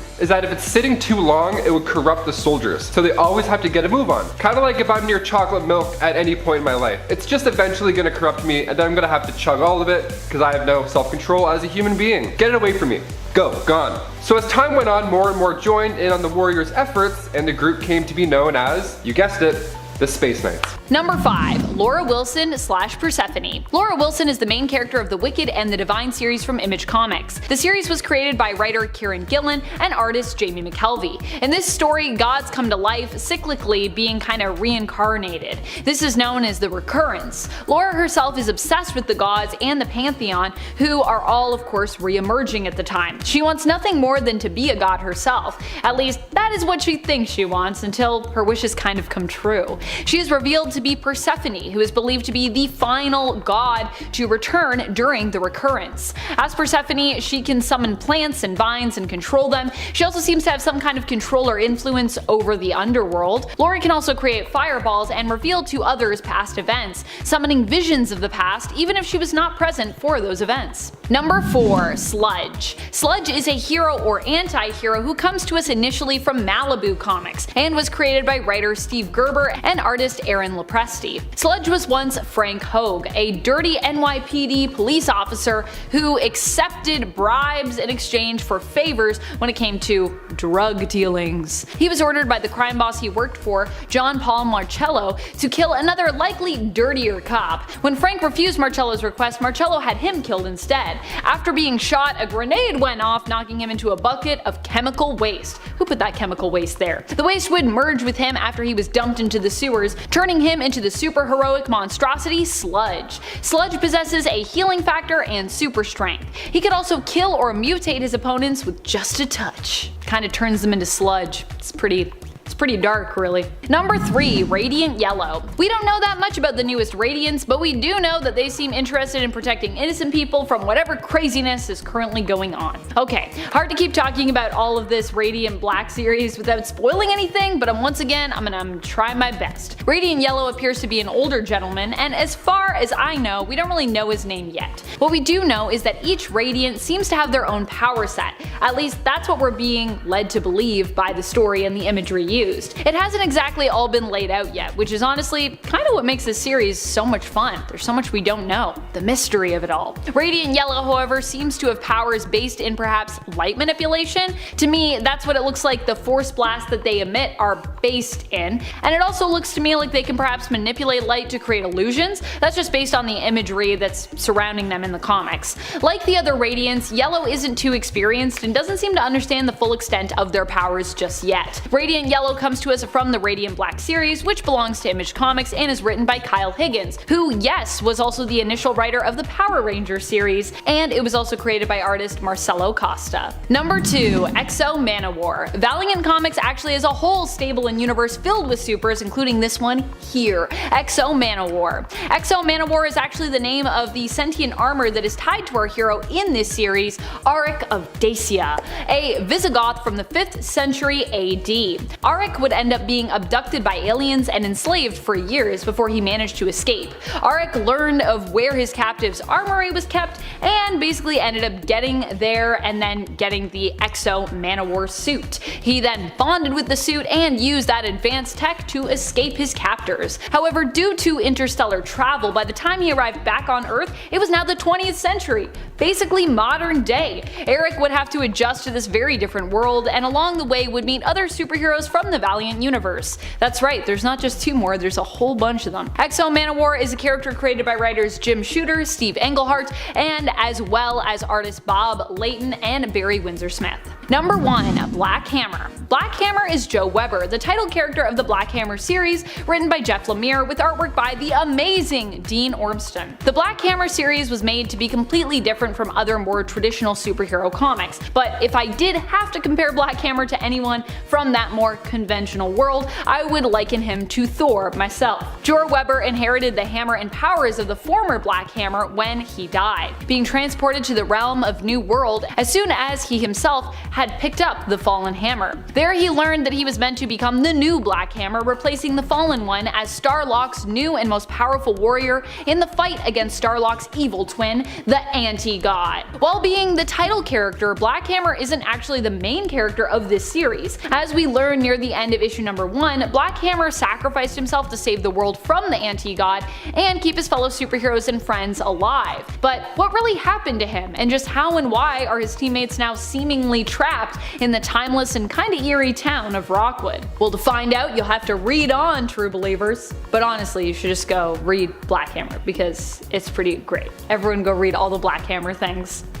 It's like a whole universe now. Number 10. Wind. Wind is the name of the main character from the self-titled series, also of course named Wind. It comes from Boom Studios and was written by James Tynion IV with art by Michael Dalianos. Wind is a teenage hero who has always hidden the truth of his elven and magical heritage as a weird blood. His heritage grants him great power he's been hiding from his whole life in an attempt to fit in, being made to believe that magic is dangerous and basically turns people into monsters, or in some other way corrupts corrupts them. When he becomes too old to hide his pointed ears and who he is any longer, he is forced to either try and change or embrace who he really is. And in order to protect his friends against those who would hunt both him and them down, Wind ultimately embraces his magical side, unleashing powerful abilities. Wind has wings, can fly, and can communicate with forest-like spirits or sprites. He also has, like many other teen heroes, the power of friendship, which usually means he ends up making friends with powerful allies.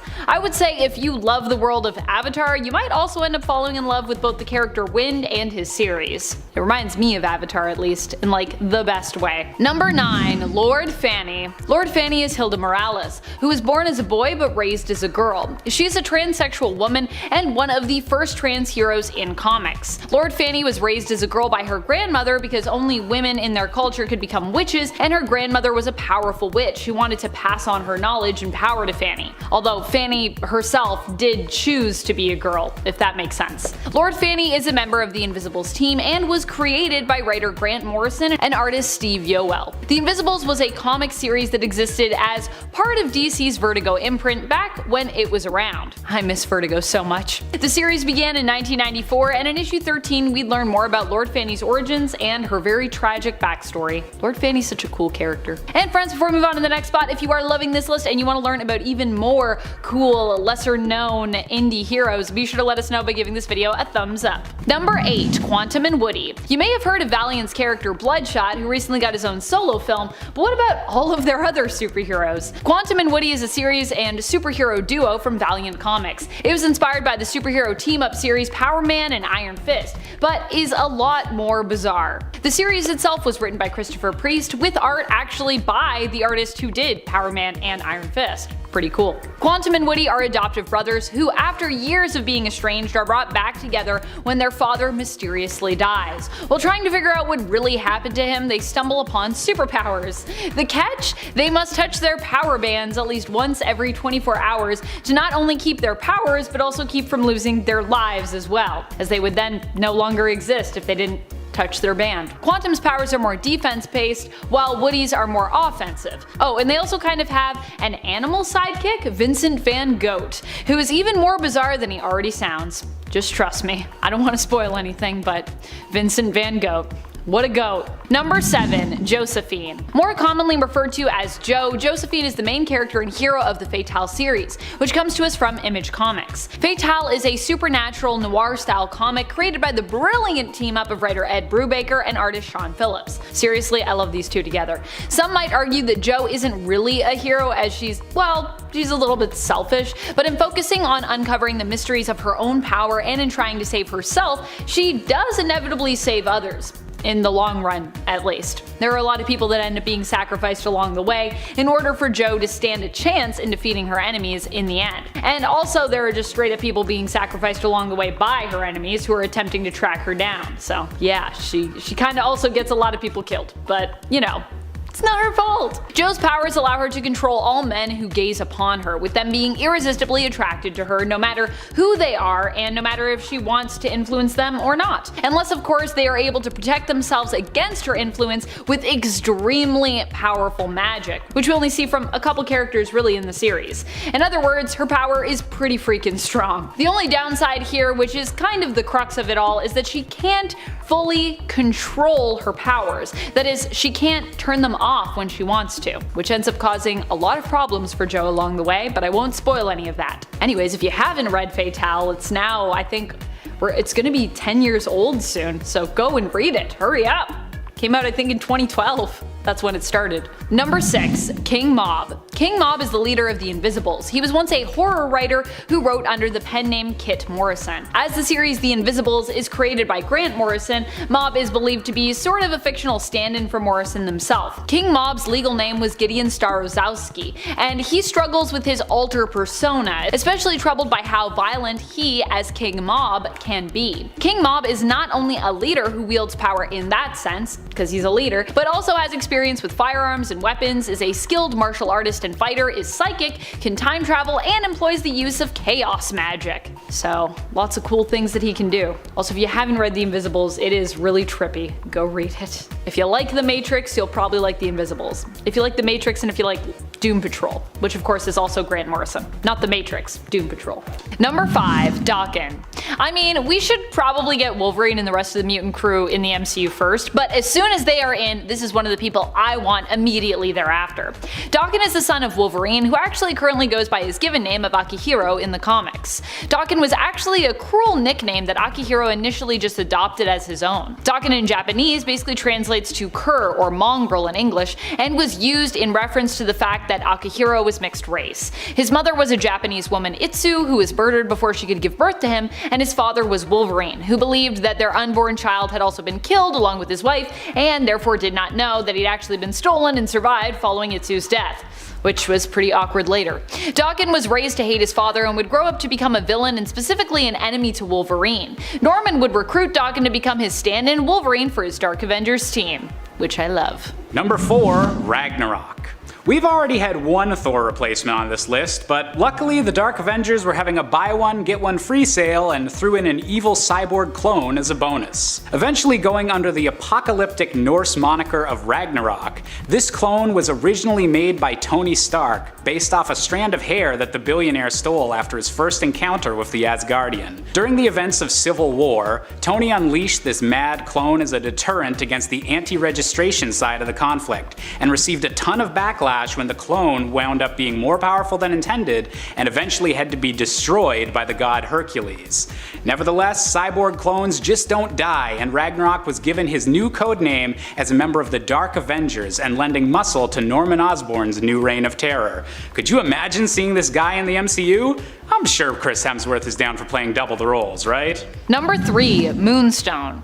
Moonstone is someone I've wanted for a while in the MCU. She's not only the Dark Avengers stand-in for Carol Danvers as their Miss Marvel, but has also been a member of the Thunderbolts as well. So it seems doubly likely that we'll get her eventually.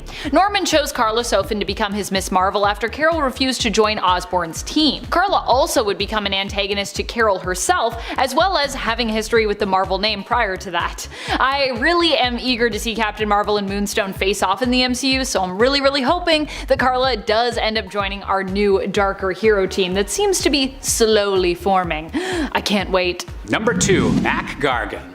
Spider-Man has had more than his fair share of animal-themed villains over the years, but few have had as many twists and turns in their persona as Mac Gargan, most commonly known as the Scorpion. Originally hired as a private investigator by J. Jonah Jameson to learn more about our beloved Wallcrawler, Gargan's rivalry with the Webhead ascended into supervillainry when he was paid $10,000 to undergo a procedure giving him all the proportional strength of, you guessed it, a scorpion. But that's far from the only name Gargan has gone under, as for a time he was also the host of the Venom symbiote, appearing much larger and more violent than the villain ever had before. This insane level of violence made it all the more worrying when Norman Osborn shrank down Gargan's symbiote so that he could more easily fit in as the Dark Avengers version of the beloved Spider-Man.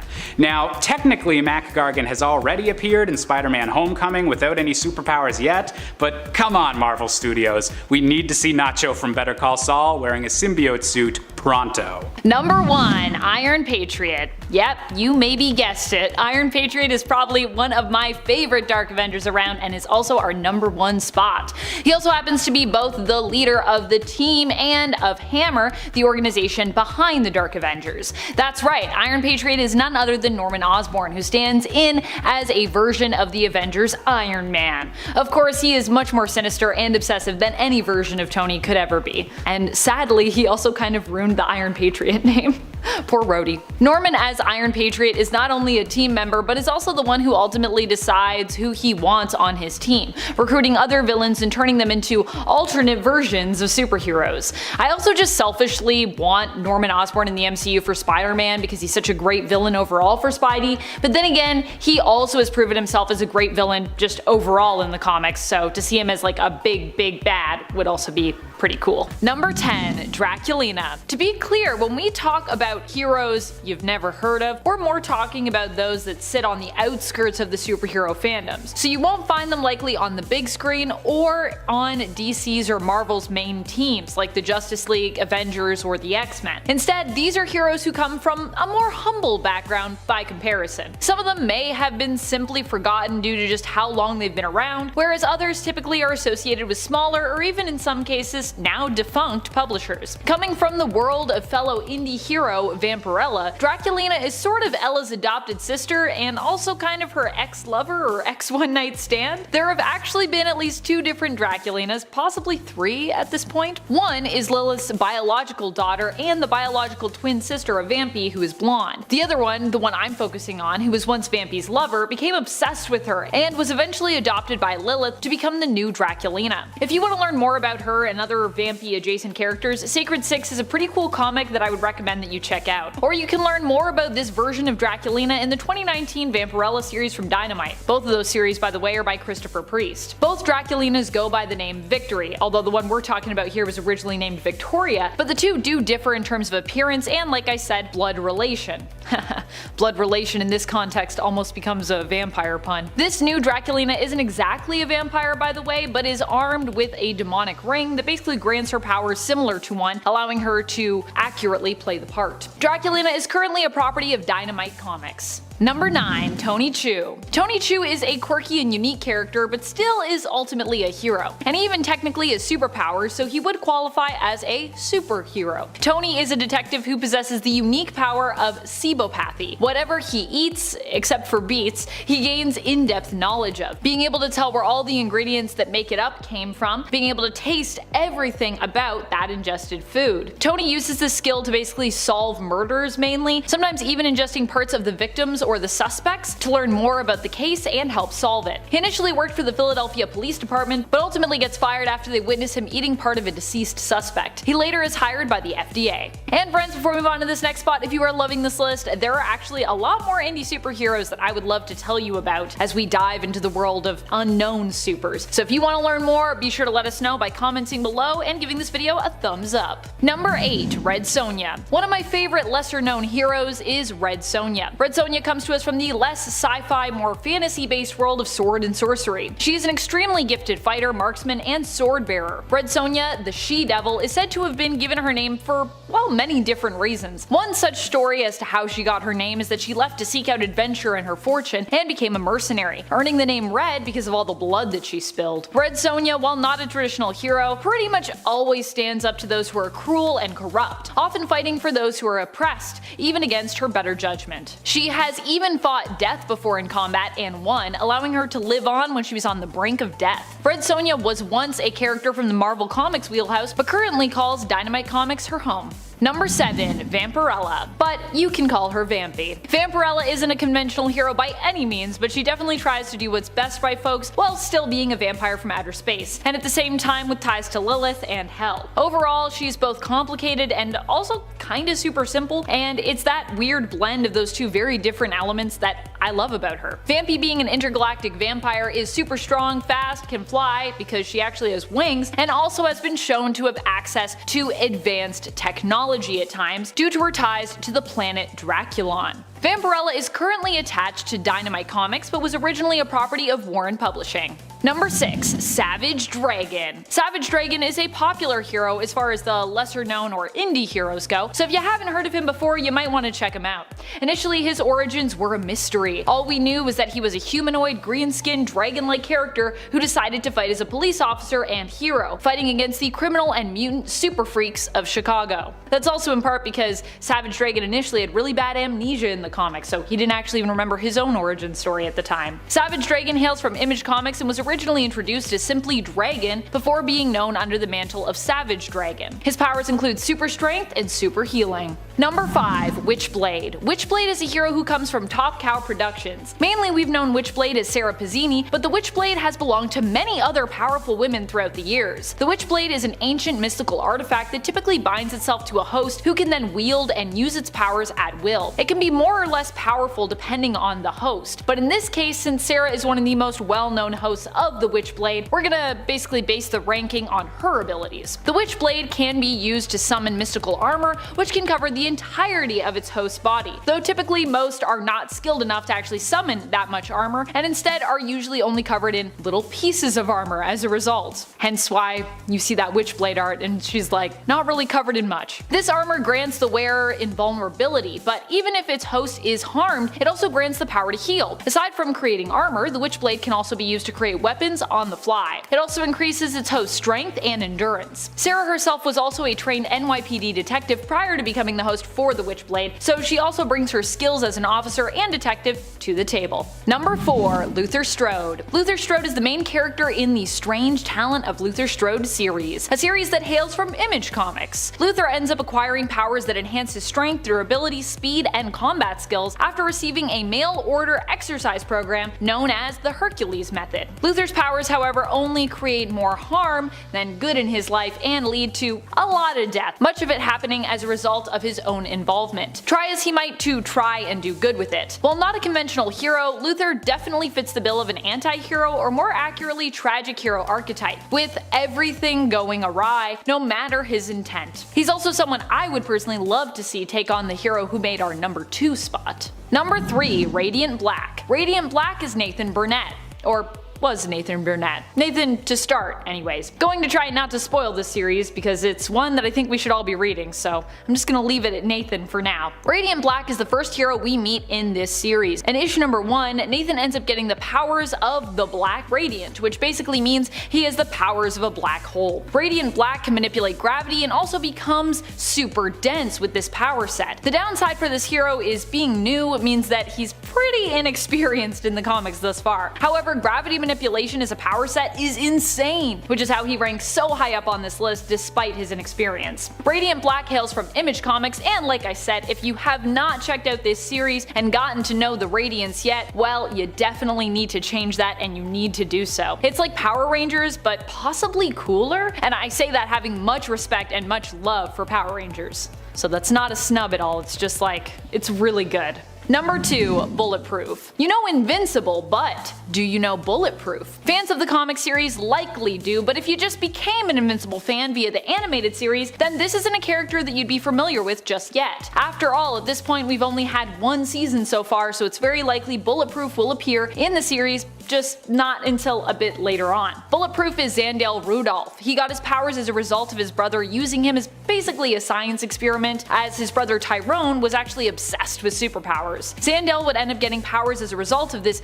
mad science, while his brother would end up dead. Bulletproof also goes on to take up the Invincible mantle at one point, filling in for Mark when he is off-world. Xandel's powers are based on energy absorption, which I think is one of the strongest power sets to have personally. Bulletproof, like other heroes in the Invincible universe, comes to us from Skybound, which is an imprint of Image Comics. Number 1. The Darkness. The Darkness is an ancient elemental force that takes up residence in a host, granting them special powers. One of the most famous hosts that we have come to know as the Darkness is Jackie Estacado. The powers that Jackie wields are similar to what you'd expect from some kind of demonic force. They're also honestly comparable to Venom's power set from Marvel Comics, at least I see a lot of similarities there. The Darkness gives you access to a sort of mystical armor which can be summoned at will. It also grants the user a healing factor, shapeshift abilities, and through them also the ability to fly via wings that you can create. Jackie as the Darkness can also create dark tendrils, which he can also turn into weapons, and he can also summon entities known as Darklings. While more of an anti-hero due to his methods, Jackie Estacado is still a hero in the sense that he generally fights on the side of good. The Darkness hails from Top Cow Productions. And if you do know the Witchblade, you probably know the Darkness, or vice versa. Kicking off the list at number 10, we have Hawkeye. As funny as it might sound to put Hawkeye first on a list about dangerous Avengers members, he's not to be messed with. And in the MCU, Hawkeye's had it pretty rough. He had his mind controlled in the first Avengers, he took out eyeballs for Loki, yuck. And then he comes out of retirement for like 2 hours, comes Civil War, and then he gets arrested and sent to the Raft. And then his family disappears. So we catch up with Clint 5 years after Thanos snapped his dirty fingers, and we find him in Tokyo, and he's not the same guy that we once knew at all. He's taken out criminals, this time he's doing it the hard way, and he's suited up as a different character altogether.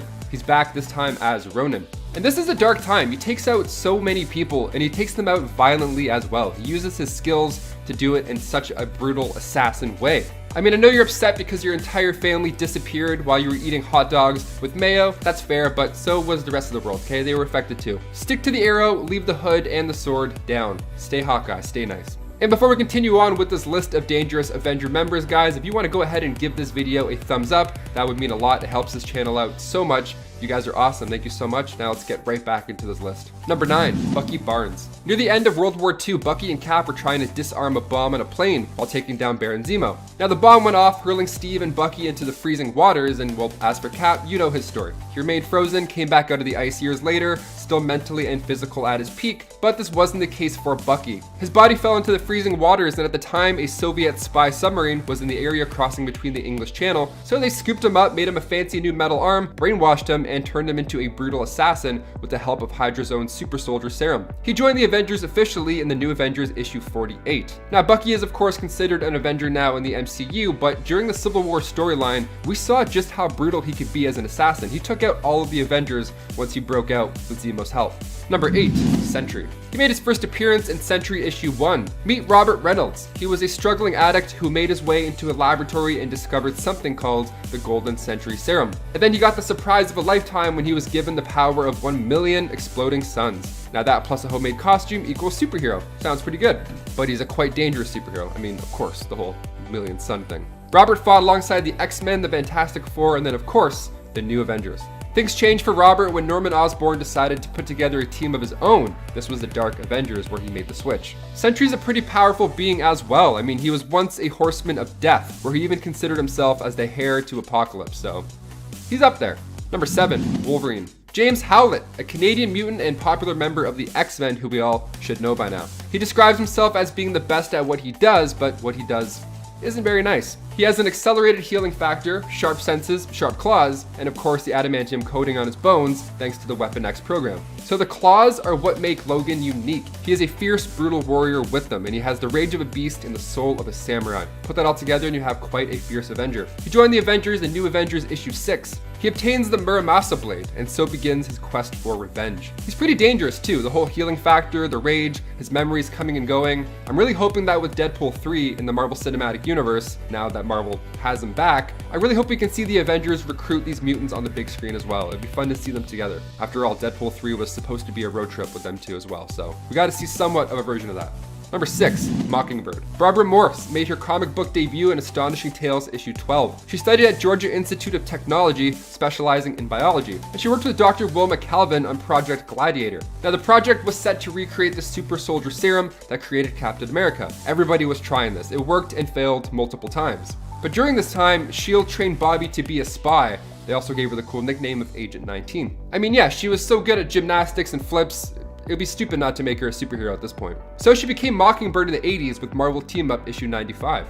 In 2011, she became a super soldier in New Avengers 13, so she finally has powers. When she was on the verge of dying, she was injected with this other version of the serum, and it saved her, thankfully. But it of course also gave her new super soldier abilities. She's skilled in hand-to-hand combat, like Kung Fu and Taekwondo, and she's known to be pretty dangerous when fighting in close quarters. Course, being familiar in weaponry as well. She was one of the founding members of the West Coast Avengers, but she also was part of the New Avengers and the Secret Avengers as well. So she's been around for quite a bit. Fans actually got their hope up that Barbara would appear in the MCU. They actually thought Erin Kellyman was Mockingbird, but alas, she was revealed to be Flag Smasher, or leader of the Flag Smashers in the MCU. Number 5, She-Hulk. Jennifer Walters made her comic book debut in Savage She-Hulk issue 1. She's a brilliant lawyer who just happened to be the cousin of Bruce Banner. So when she was shot by Nicholas Trask, yeah, she was shot while she was defending a criminal who had been double-crossed by Trask. And she was also spreading rumors that she had enough evidence to lock away Trask, so he lashed out and shot her. So now, in order to save her life, a blood transfusion was required from none other than her family, the Hulk himself. She joined the Avengers in issue 221.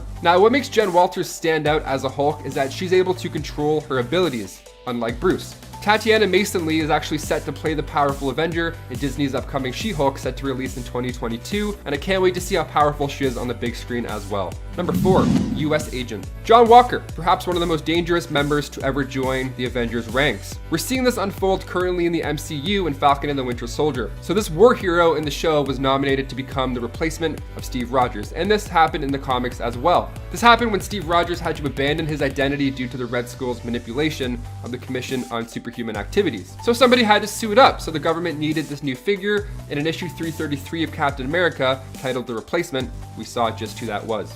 He took on the role of Captain America briefly, but after he left, he returned again, but this time in his own version of a blacked out Captain America suit, and the shield is also less spangly. He comes back as US agent and he's put to the test. He's forced to battle an Ironmonger, and he wants to take it down alone, because, you know, he's cool. The shield seems to work out for him pretty well, and in the comics, it was actually Taskmaster who trained him how to properly use that shield, who we have yet to see in the MCU because Black Widow is still delayed. Now yes, eventually he did join the Avengers. In West Coast Avengers issue 45, the government wanted an official in there to make sure all was running smoothly, so they sent in John Walker. I feel like the finale for Falcon and the Winter Soldier is going to be the introduction of the Thunderbolts, and I really hope US Agent joins a version of the Dark Avengers, because he's an amazing actor. I'm not quite done with him yet. Number 3, Quicksilver. The twin brother of Wanda Maximoff. I figured it was a great time to mention this speedy Avenger. Pietro Maximoff is the twin brother of Wanda, and in Avengers West Coast issue 57, he joined the team. Now, Pietro had been trouble for the team for a while now. I mean, he convinced Wanda to do what she did in the House of M storyline. He's framed the Avengers for treason at one point, and he was fully okay with exposing his daughter Luna to Terrigen. He's kind of the worst. That's actually how Luna got her abilities, but still, bad parenting 101. In West Coast Avengers issue 33, Magneto's bloodline got the best of him, and he got fellow Avengers captured by the communist gang. Even in the MCU, Quicksilver was first introduced as a villain. He and Wanda were actually both Team Hydra in the start. Now his super speed is not to be toyed with. He's quite powerful. In Marvel Zombies, Quicksilver gets tricked by Mystique,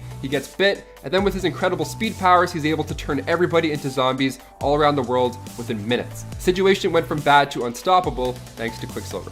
Number 2, Scarlet Witch. She's a daughter of Magneto and the twin brother of Quicksilver, who I just mentioned, so now's a pretty good time to mention her as well. She was on her father's Brotherhood of Evil Mutants, but most of us would consider Wanda one of the strongest Avengers. She's one of the biggest Marvel characters ever, and during those events of M-Day, she spoke 3 words: no more mutants. And just like that, a mass amount of mutants were depowered, or worse.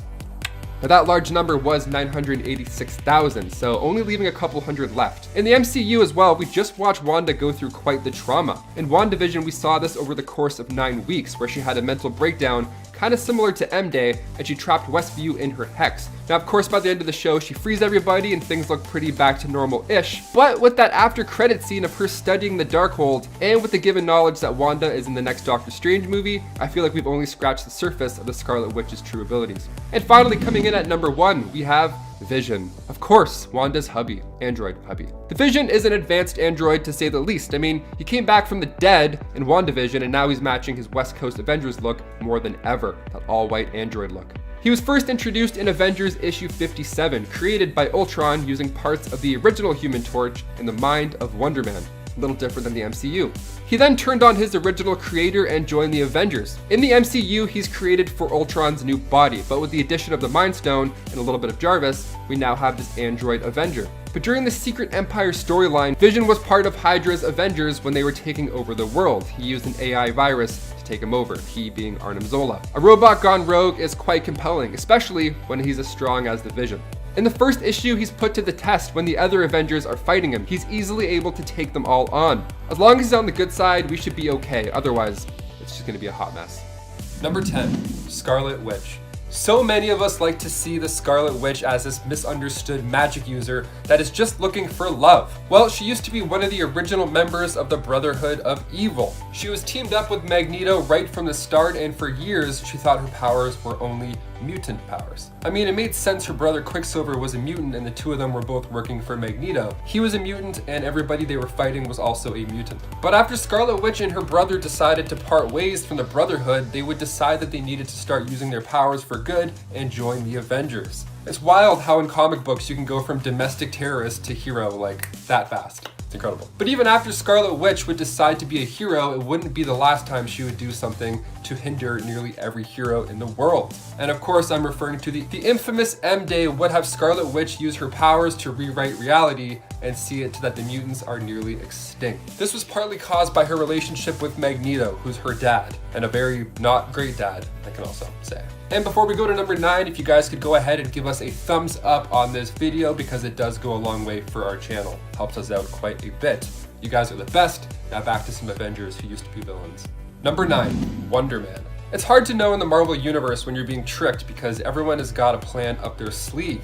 even the good guys. But if you're working with the tactical Baron von Zemo, then you better believe that he's doing something dirty behind the scenes. See, Wonder Man used to just be a regular working class man. Actually, his story is nearly identical to that of the Vulture in the MCU. He's a working man. Stark puts him out of the business, and then he has to do whatever he can to try and make ends meet. So eventually he's given the option to use advanced tech to get back at the people who wronged him, and he loves the idea of that. I mean, I'm kind of on board with that too. Let's do it. That opportunity would come back when Baron von Zemo would approach him with a proposition. He would give Wonder Man, who was then just Simon Williams, the power of ionic energy so he could have the power to crush Iron Man. But partway through, his anger faded and he decided that taking on Iron Man wasn't the answer after all. So the two of them turned on Baron von Zemo. But here's the catch. The Baron isn't going to get caught with his pants down. He had Poison Williams, who would soon die after. So his hero life was short-lived because once you die in comics, you are dead forever. Moment of silence. Only for a bit, because he came back later on. Yeah, he came back. He was brought from the dead and is now a registered member of the Avengers. So, welcome back. Number 8, The Winter Soldier. You should know the story of the Winter Soldier by now. If you have not seen that movie yet, please go check it out because it's arguably the best movie in the MCU. And the story of the Winter Soldier has more flip-flops than a beach in Florida. The Winter Soldier was formerly Bucky Barnes, the best friend and right-hand man of Captain America. A tragic accident would have him fall to his death, or so Steve Rogers thought. It turns out Hydra got a hold of him and used some experimental tech to not only give him one of the most badass robotic arms that I've ever seen, but they also brainwashed him to be a living weapon. They used his advanced war training and then embedded him with Hydra assassination techniques. He was then frozen over and over again, only to be thawed out when Hydra needed to send him out to kill somebody. But eventually he would cross paths with Steve Rogers and the old memories would come flooding back to him. He would fight back against his Hydra programming and turn to become a good guy, even if he had to fight Iron Man to do it. Number 7, Hawkeye. Man, to think that one of the main members of the MCU used to be a bad guy, I mean, like, it's not that hard to believe now, but when you see him break down in Avengers Endgame and start chasing down gangs in Tokyo, then it all starts to make sense how this guy can have a dark side. But the first couple of times that we see Hawkeye show up, he was working with Black Widow, someone who actually we'll be mentioning later on this list. She would get him to tag along on missions where the two of them had to take down the flying tin can man known as Iron Man. But there wasn't enough hate in Hawkeye's heart to keep him on the dark side, and he eventually swapped over to work with the heroes, and since then, he hasn't looked back. Number 6, Loki. Now, never an official member of the Avengers. I mean, he didn't stand with them when every hero in the MCU teamed up to storm Thanos' army and save the universe, but he did some of the most heroic acts that set everything up so the Avengers could save the day. He summoned Surtur so that he could take out Hela. He teamed up with Thor to save the people of Asgard, and he even threw his life on the line to try and kill Thanos. The guy's time as a hero is pretty short-lived, but he did come through when it counted, and I think the Avengers will look back at him as one of the most heroic members of them all. Just saying. Number 5, Magneto. For those who think Magneto is just an evil mutant who is more an enemy to the X-Men, he has also spent quite a bit of time working alongside them as well. Most notably, Magneto was actually a leader of the New Mutants team while working alongside the X-Men. Despite the fact that he and Charles haven't always seen eye to eye, even Professor X knows that Eric can be a powerful ally. So, how did he make his way onto the Avengers? Well, this of course happened during the Axis event. After many major heroes had their alignments inverted, Magneto was one of the superpowered now heroes to be recruited into that temporary, technically non-official Avengers team. Number 4, Rogue. Rogue joined the Uncanny Avengers in issue number 4 of the 2012 series. She would become the field leader for the Avengers Unity Division. She was first approached by Wanda Maximoff, aka Scarlet Witch, who asked her to stick around on the team after Rogue helped them out in issue 4. This was also the same issue that Scarlet Witch joined, and of course was after both the events of M-Day and after Wanda had just been used as a pawn by Red Skull, who at this point was immensely powerful after stealing Xavier's brain and gaining his immense psionic power. Super comics, I know, stealing someone's brain, but here we are. So there was a lot of tension between these two women, but Rogue ultimately did decide to stay on the team. Now, not because Wanda asked her to though, and because she wanted to move on, but because she knew it would be what Professor X would have wanted, and because she basically didn't trust Wanda or her powers and wanted to stick around to keep an eye on her and to prevent her from making a giant mess of this whole situation, which she felt was all Wanda really knew how to do.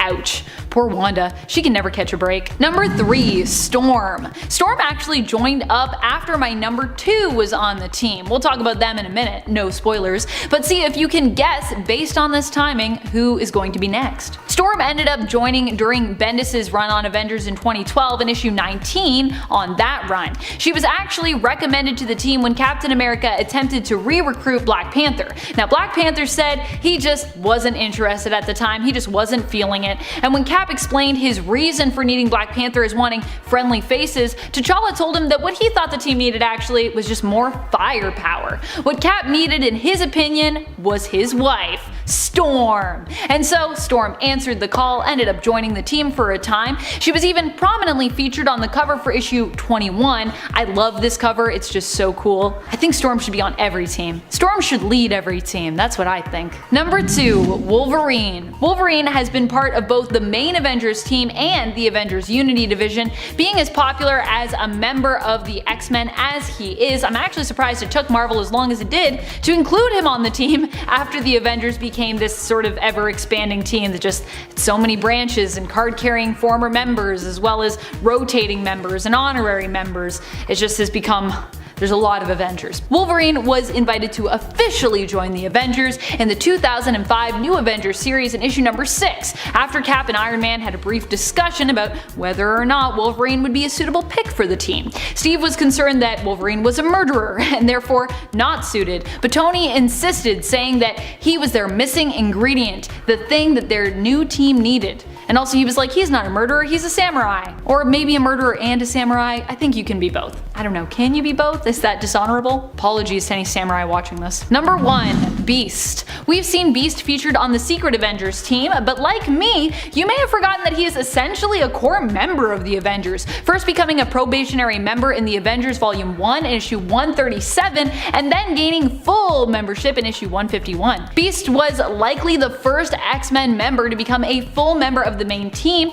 and although I tend to forget about it because he goes just so far back, he's essentially a core member, or he was a core member for quite a while. If you're wondering how exactly Beast ended up on the Avengers team when the X-Men and Hank's ties to them are so prominent, it was actually just some good timing in terms of what was going on in the comics. X-Men's original run actually ended in 1970 due to the series being cancelled. X-Men would return, but not until the mid-70s. Issue 137 of the Avengers, featuring Beast as a new member on probation, came out in July of 1975. For Hank, this was just after he'd been transformed into the big, bouncing blue beast that we have come to love today. X-Men returned a few months later in August, with Chris Claremont starting his run in issue 94 of X-Men. In other words, the X-Men team being defunct provided some freedom for Beast to join the Avengers, and writers kinda just liked the idea of him working on the team and probably just also loved his look, so it happened. And there was no X-Men at the time, so made sense. Coming in at number 10, Prowler. Hobie Brown. Now, when I mention the Prowler, of course the first thing that comes to your mind is Aaron Davis, the uncle of Miles Morales, who played one of the villains in Spider-Man Into the Spider-Verse. If you haven't seen it, it literally won an Oscar. It's amazing. Go watch it right now after this video. That is one of the best movies, period, not just animated movies, but best movies ever. Yeah, that's it. But I'm talking about Hobie Brown's Prowler. A little bit different. He made his comic book debut back in Amazing Spider-Man 78 in 1969. I like the OG Prowler more. He was a villain and then kind of like a hero, and he has an honest character arc, you know? Like, he was this guy who cleaned windows for a living. In the middle of a shift, this guy gets caught in the middle of a fight with Daredevil and Stiltman. So after that incident, he was inspired to make his own suit and secret identity to go along with it. So he made himself wrist and ankle bracelets to hold cleaning fluid and gave himself boots and claws to help climb. Not a bad idea at all. Kind of feels like you just want to be a villain. I don't know. That's a really weird way of doing it. Get a camelback, put it in there, then spray the stuff. I don't know, just an idea. So after he lost his job, however, it became clear what his next step had to be. Now I say had to because this was an honest guy who didn't want to hurt anybody. He didn't want to be a villain. He just needed to get by. Spider-Man gave him warnings too, like he didn't really crack down on him too hard. He knew that Hobie Brown wasn't a bad guy, and that's what I love about him. We have Aaron Davis in the MCU, played by Childish Gambino, and he's an arms dealer, so I'm hoping, as you guys are probably as well, that he makes a similar character arc becoming the Prowler, whilst also introducing Miles Morales in that MCU. And I feel like we're honestly days away from finding out who's playing Miles in the MCU because they're filming, I think right now, the new Spider-Man. So comment down below who you think is going to be casted, and then once it's out, we can come back and check the comments and see who's right and who's wrong. And we'll shout out only the wrong people. We'll shame you. Shame. He also looks a lot like Spawn. I don't know, just saying. Number 9, the Orb. This guy is quite fun, and believe it or not, he's been clearly referenced in the MCU. You just gotta keep an eye out for it. Puns, here we go. There's so many puns in this thing, by the way, it's gonna get nuts. These puns are wild. Yeah, he's got an eyeball for a head, and no, I'm not joking. Making his first appearance in Ghost Rider Volume 6, Issue 26, the Orb is, well, yeah, look at him. He was born with a head that was a giant eye, and if that's not already the coolest thing ever, I don't really know what is. His parents abandoned him at a young age because, well, of course they did. I mean, it would be quite the scene during childbirth. Oh, it's crowning. Yep, I think I see the head. Nope, it sees me. That's definitely a big eyeball. We gotta go. So naturally, he was made fun of. He couldn't speak either. I mean, he just made squishy noises. His massive eyeball head had powers. I mean, I hope, or else this guy's life is just a horror film. He can blast people with this red energy beam that shoots out of his eye thing. And he can even tell when somebody's thinking about him, which would probably be a lot of the time, considering that's what he looks like. So yeah, he was for sure referenced in Ant-Man and the Wasp. Right at the start of the movie when Scott is playing with Cassie, she has to use this retinal scanner thing. It's like in the cardboard fort. And she puts on this paper plate mask that looks like a big eye. And if that's not a reference to the Orb, it's a reference to Mike Wachowski. So one or the other, I got it. Number 8, Jack-O-Lantern. 'Tis the season, so it's only fair to include Jack-O-Lantern. Making his debut in Captain America issue 396, he's a sick villain. Jason Macendale, who started off as a mercenary but was deemed too violent, so naturally after his departure he donned a new look and gave himself a fancy new evil nickname to go along with it, Jack-O-Lantern. I love his look, it's very Headless Horseman type, I like it. He was referred to as Mad Jack in Spectacular Spider-Man in the 90s, and he actually was Mysterio. This whole time? No, just in that iteration. So from 1996 and onward, starting with Spectacular Spider-Man 241, that's when Norman Osborn comes up to Daniel Beckert and pitches his new alter ego, Mad Jack. He shows him the new pumpkin head, very nice touch, elegant, nice and terrifying too. The fancy glider, the pumpkin bombs, the blasters. I can see a live action Jack-O-Lantern happening, for real. I mean, we're pretty much there with all the gliders and the gear. Once you throw on a Jack-O-Lantern into the picture, that's it, it's pretty much done. We have Hobgoblin, we have all those gliders. I think it's time for Jack-O-Lantern. Hashtag Mad Jack. Number 7, Jim Jaspers. He made his debut in Daredevil's number 7 in 1983. This dude's pretty wild. He started off as a British politician who served as a Prime Minister of the United Kingdom, and then he was a leader of the Conservative Party, okay? So he was known for his anti-superhero stance. I mean, of course, your name is Jim Jaspers. You already sound like an annoying character, brother. Jim Jaspers. Jim Jaspers over here, sir. He didn't like soups because he wanted to keep Britain safe. Fair? I mean, you got a point. So of course, many people agreed with him and he won the general election. Bam, done. But Jim Jaspers had some little Jim Jaspers tricks up his sleeves. He actually was a mutant with reality warping powers. Oh, these type of guys scare me. Like one bad day and then it's over. Like, they're crazy. I don't like those guys. So he's representing Haslop West and even gets knighted by Queen Elizabeth. So he creates this strike team whose job it is to gather up all these superheroes. And the slogan and all the posters says, "In your hearts, you know he's right. In our hearts, way to go after our souls." The best part of the capabilities of Jim Jaspers takes place in the Marvel UK storyline, Crooked World. So if you want to see the reality warping Jim Jaspers is capable of in full force, you gotta check that out yourselves. Also, I've said it before and I'll say it again, Jim Jaspers will be introduced in WandaVision and will be a secret villain working quietly. I'm calling it now. Check the date, that's it. Number 6, Hyperion. The Superman of the Marvel Universe, basically. I mean, making his first appearance in Avengers issue 69 back in 1969. Nice.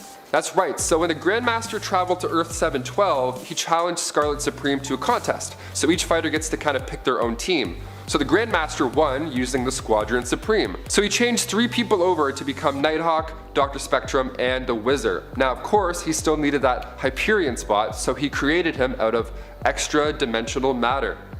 Spirit fingers. Even throwing in the artificial memories to go along with it. He was made to think he was Zib Ron, this space explorer from Yttrium, a planet from one of the microverses. Named after the Titan of Greek mythology, Hyperion actually went toe-to-toe with Thor. But, you know, with Thor being Thor and all, Hyperion ended up losing. The hammer was too much to handle. Another pun. Kind of. That was, we're pushing. Hyperion was shrunk, depowered, and imprisoned by Thor into this tiny glass globe. Don't worry though, Nebulon got him out.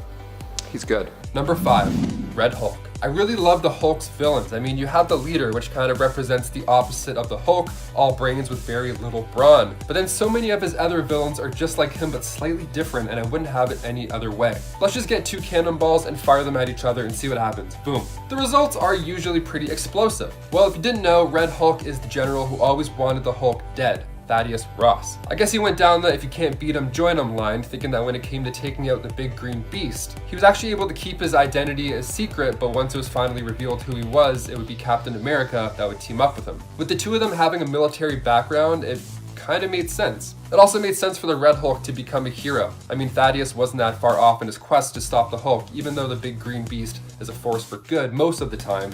He would be seen as a threat to everybody else around him. And Thaddeus seemed to have better control over his version of the Hulk than Bruce ever did.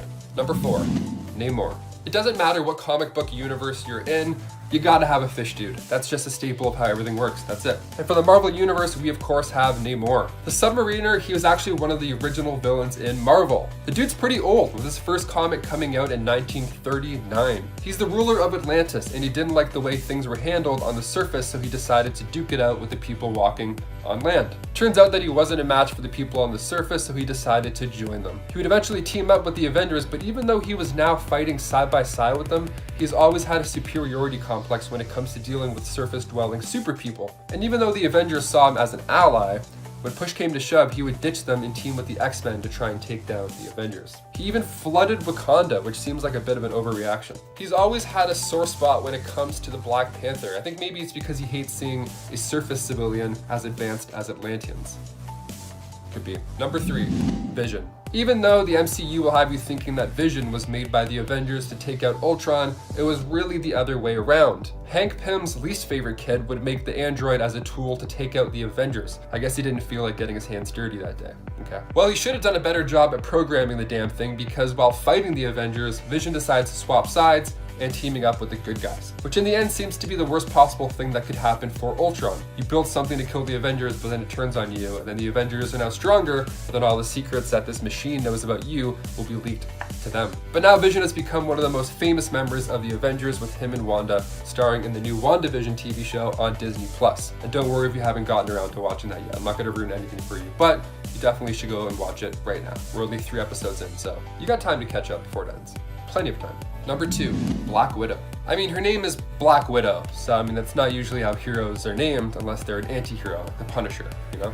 It should be no surprise that she's super sneaky, and she actually used to be one of Iron Man's greatest villains. The Black Widow started out as an agent sent over from Russia to bring down one of the founding members of the Avengers. It's kind of weird to think that in Marvel universes that would be developed down the line, she would be one of the founding members. It's awesome. But the villain was just so popular that nobody wanted to see her go. And after the Cold War ended, the story of a Russian agent that was sent over to dismantle a part of America that everybody loved just wasn't as compelling as it once was. And number 1, Doctor Doom. Now I know this is only for a limited time, but it's still so wild that it deserves a spot on this list, a very high spot on this list. We're talking about the same Doctor Doom that once was ruling Battleworld, the same Doctor Doom that stole Odin's powers, the same guy. He's one of the biggest, baddest villains that gives Thanos a run for his money with the amount of schemes that he's pulled. Well, there was a time when Victor Von Doom suffered a pretty serious blow to the head, an injury that would take out most people, but we're not talking about most people, are we?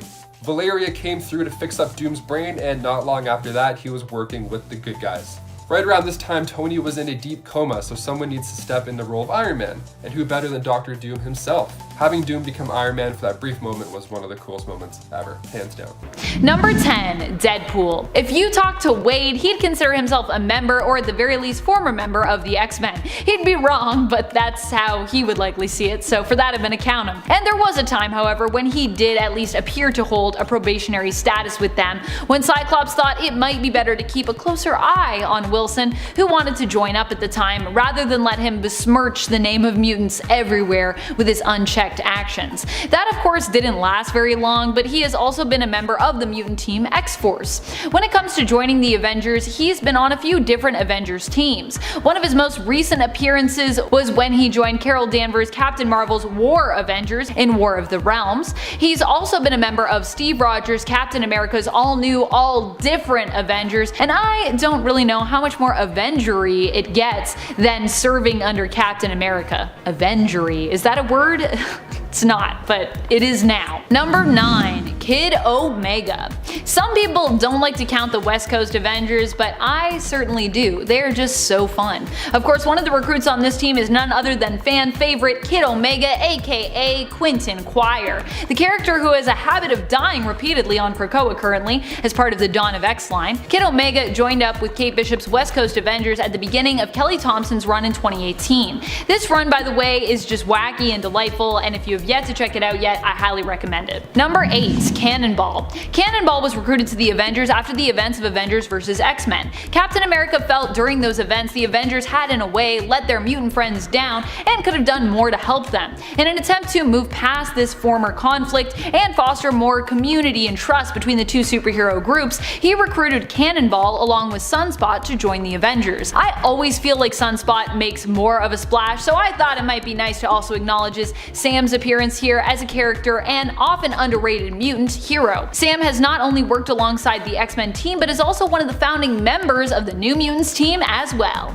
Ka-ching! Number 7. X-23. While Laura Kinney may not have been part of the main Avengers team, she was part of the Avengers Academy. She joined up after the events of Fear itself, and during her time there bested Tigra in a sparring match, proving even more so that X-23 would make a deadly addition to the Avengers team someday, should they ever want to recruit her on a more permanent level. X-23, currently known as Wolverine, is a genetic female clone of Logan, created using his genetic material and that of her own creator and birth mother, Sarah Kinney. Laura was raised to be a killing machine, a skillful trained assassin, but ended up escaping the facility and company who raised and used her. Since finding Logan, her genetic father in a way, and the X-Men, she has served on multiple different heroic mutant teams. Number 6. Havoc.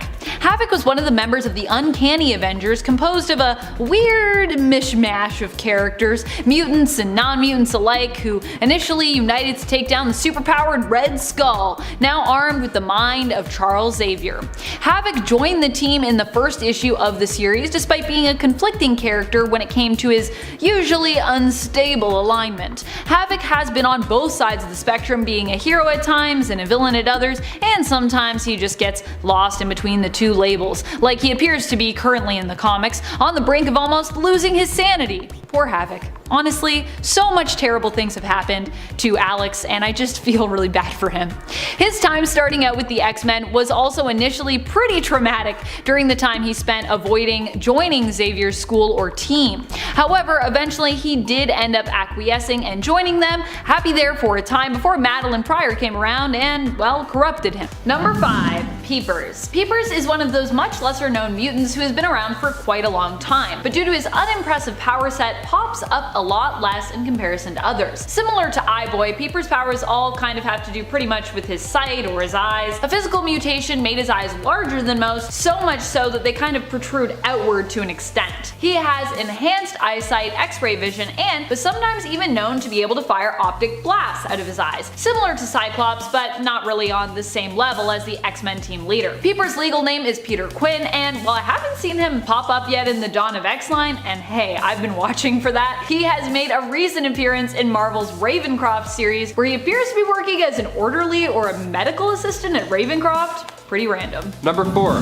Ella Whitby. Making her comic book debut back in Deadpool Volume 2, Issue 40, Ella Whitby was the doctor who helped Deadpool escape Crossmore Institution in England. But it wasn't long before she confessed her love for the Merc of the Mouth. Wade, however, didn't share the same feelings. Ella started to become a bit of a stalker, I guess you could say. She confessed her love to him again, only this time not so fashionable, with a homemade Deadpool suit attached to her body. So Deadpool starts to get curious and goes to her house, Turns out she's collected body parts of Deadpool. So Deadpool realizes that she's probably going for the Warden next to make Deadpool happy and all. So he goes to Warden's house, and just as he had expected, she was waiting there to kill the Warden in just the way Deadpool would do it himself. That is, by boiling tea made with ammonium nitrate on the stove with a plastic bag in the oven filling with gas. So after the explosion, Wade went back to her apartment, met up with a very burned Ella, and told her that he loves somebody else. Hashtag Wade the Heartbreaker. Number 3, Amazing Baby. You might not know Amazing Baby just yet because, well, they're a super new character, but they also exist as a throwback to an older X-Men enemy, the Werewolves. Werewolves were an enemy of the X-Men that were almost shapeshifters. Almost. Their ability allowed them to drain their enemies of their life energy and then basically wear their skins like a suit, disguising themselves as that person. These werewolves originally hailed from Mojo World and were sentient wolf-like metallic-looking creatures. Amazing Baby is a werewolf pup that the Excalibur team in the Dawn of X line rescued from Cullen Bloodstone. Yes, relation to Elsa, who we talked about earlier. Cullen's her brother. The rescue pup was then given to Rachel Summers, who agreed to look after the little one despite how dangerous the mutants know this pup could grow up to be. She named her pet werewolf Amazing Baby, and you can also see him pop up in the Dawn of X's X Factor series alongside Rachel. And number 2,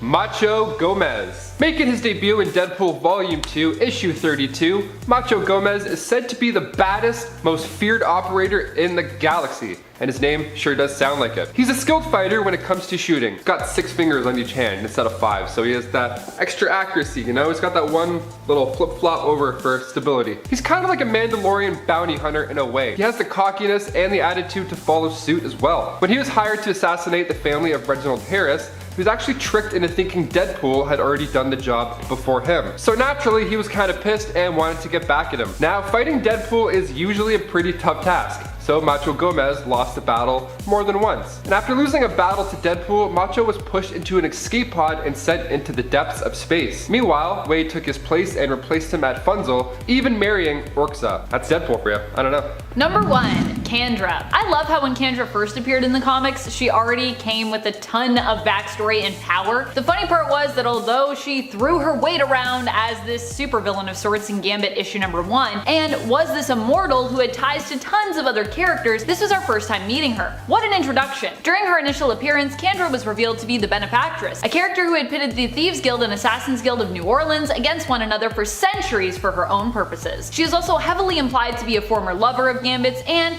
we'd come to know her as a member of the often now forgotten Externals, an immortal, often villainous group of mutants who are insanely powerful, and not to be confused with the Eternals, which is a totally different group. And Externals as well cannot die. Well, for the most part. Remember Celine? She was also a part of the Externals, but Celine simply became much more popular, so we still know who she is.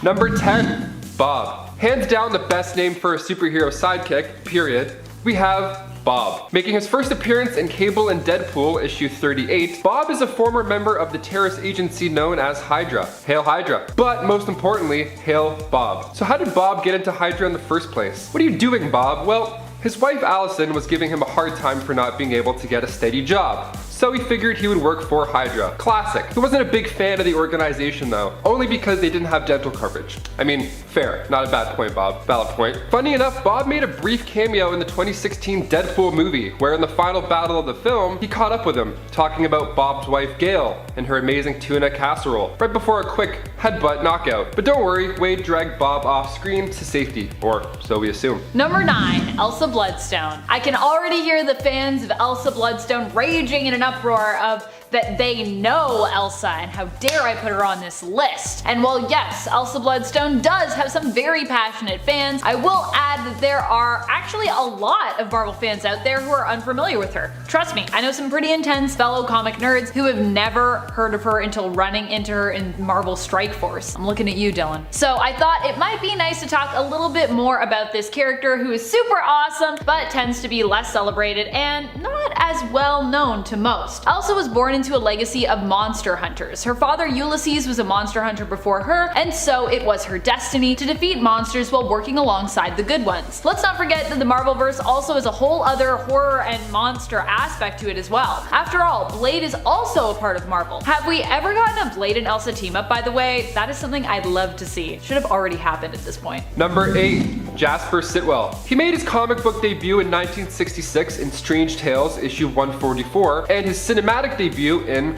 Thor 1. We all remember that agent Natasha Romanoff kicked off the building in Captain America Winter Soldier. That was the big reveal moment for the Falcon. But who was the agent that they were threatening? Well, Jasper Sitwell posed as a high-ranking S.H.I.E.L.D. agent. In reality, he was actually working for Hydra. This dude wasn't close too, like him and Coulson were the ones that got the call about Thor's hammer first landing on Earth. And he was one of the secret masterminds behind Project Insight. Could have been worse though. In the comics, Sitwell is actually Nick Fury's assistant, and at one point temporarily becomes the director of S.H.I.E.L.D. Sitwell is played by Maximiliano Hernandez in the MCU, so if you want to see him on the big screen, you've got a little bit of catching up to do. Number 7. Lindsay McCabe. Lindsay is the best friend of Jessica Drew. You maybe never knew that she had?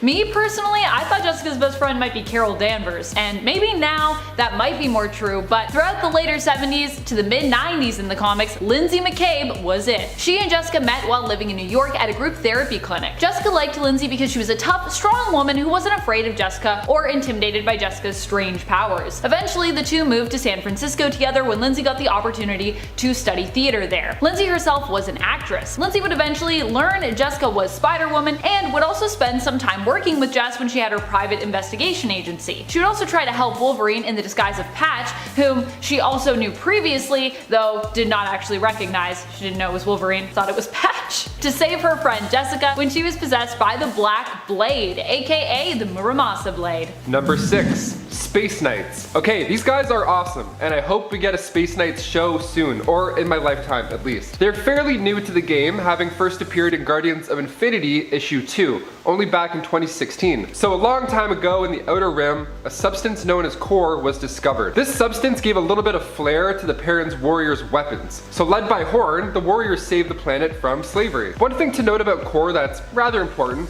is that if it's sitting too long, it would corrupt the soldiers. So they always have to get a move on. Kind of like if I'm near chocolate milk at any point in my life. It's just eventually gonna corrupt me and then I'm gonna have to chug all of it because I have no self-control as a human being. Get it away from me.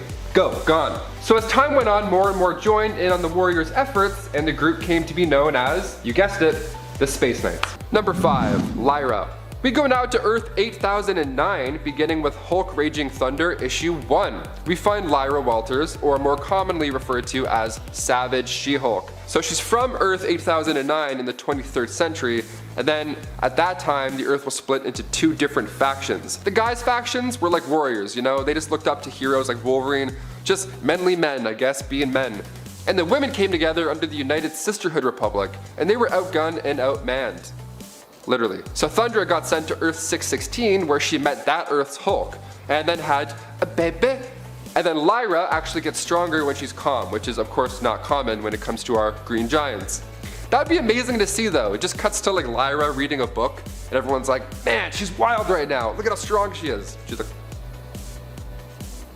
just jacked while she's reading 50 Shades of Grey. 50 Shades of Green! This is great, this is awesome. She's also able to tap into gamma sight, which means she basically can see the flow of gamma radiation. She's one with the gamma. Like all over the world too, not like within her personal range. She taps into all of it. So she becomes more skilled in this state because she sees everything and knows the next move. If she becomes angry, however, she will actually become weaker. So it's a fun little game of opposites. But at her weakest, she's still as strong as Spider-Man, so doesn't quite say a lot when you say the word weakness. Number 4, Songbird. Also known as Melissa Gold, Songbird made her comic debut in 1997 in the Incredible Hulk issue 449. She ran away from her parents at a young age, of course, and whilst developing a hard knock life attitude, she ended up becoming a professional wrestler, just like the Spider-Gwen version of She-Hulk, funny enough. That would be a fun crossover. I don't know. She gave herself the stage name Screaming Mimi and joined the wrestling crew, the Grapplers. Now, in Marvel's television run, they could for sure bring this character in. It can happen. And it would be a blast. So the Grapplers were straight killing it, but they weren't making the same amount of money as the male wrestlers. That rings a familiar bell, huh? Doesn't it? So they took on a new job with the Roxxon Oil Company. Now, of course, the mission failed because Quasar came in and had to save the day. Melissa was given vocal cord implants that provided her with acoustic kinetics. Hence the name Screaming Mimi. You figured it out. She can make all these crazy weapons with just her voice, and even has the ability to craft herself wings and fly. Whenever I scream, my voice just cracks. Like, a lot. Number 3, Swarm. Okay, this next guy is an absolute unit. Fritz von Meyer made his debut in Champions issue 14 back in 1977. And as you can probably guess by his name, he's made of 1,000 bees. And as you can probably guess by his actual name, he's also a Nazi scientist. He used looted gold to pay for all of his projects. He's this Nazi beekeeper. I mean, what a character. One day he found a beehive that was quite different, to say the least. So Fritz made a device that would help reawaken these mysterious bees, which he thought were the end result of a mutation with a nearby fallen meteorite. So these bees ended up attacking and killing Fritz. Not the Nazi beekeeper Fritz! As you would think, his consciousness was spread out through all of these bees, and now you have this monstrosity bee guy.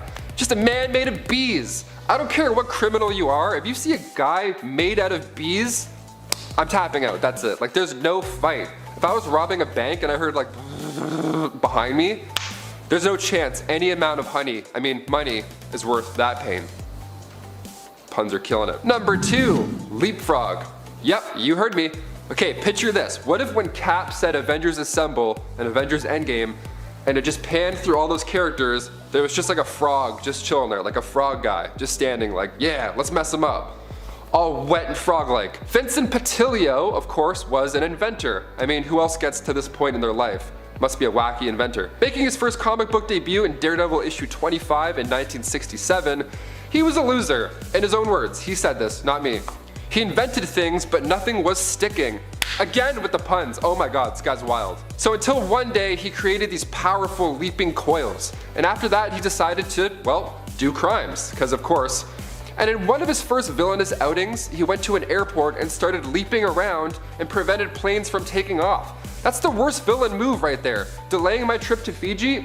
No sir, Leapy Man. This guy would be a great villain for a TV show. I feel like Falcon and the Winter Soldier could bring him in for like one episode.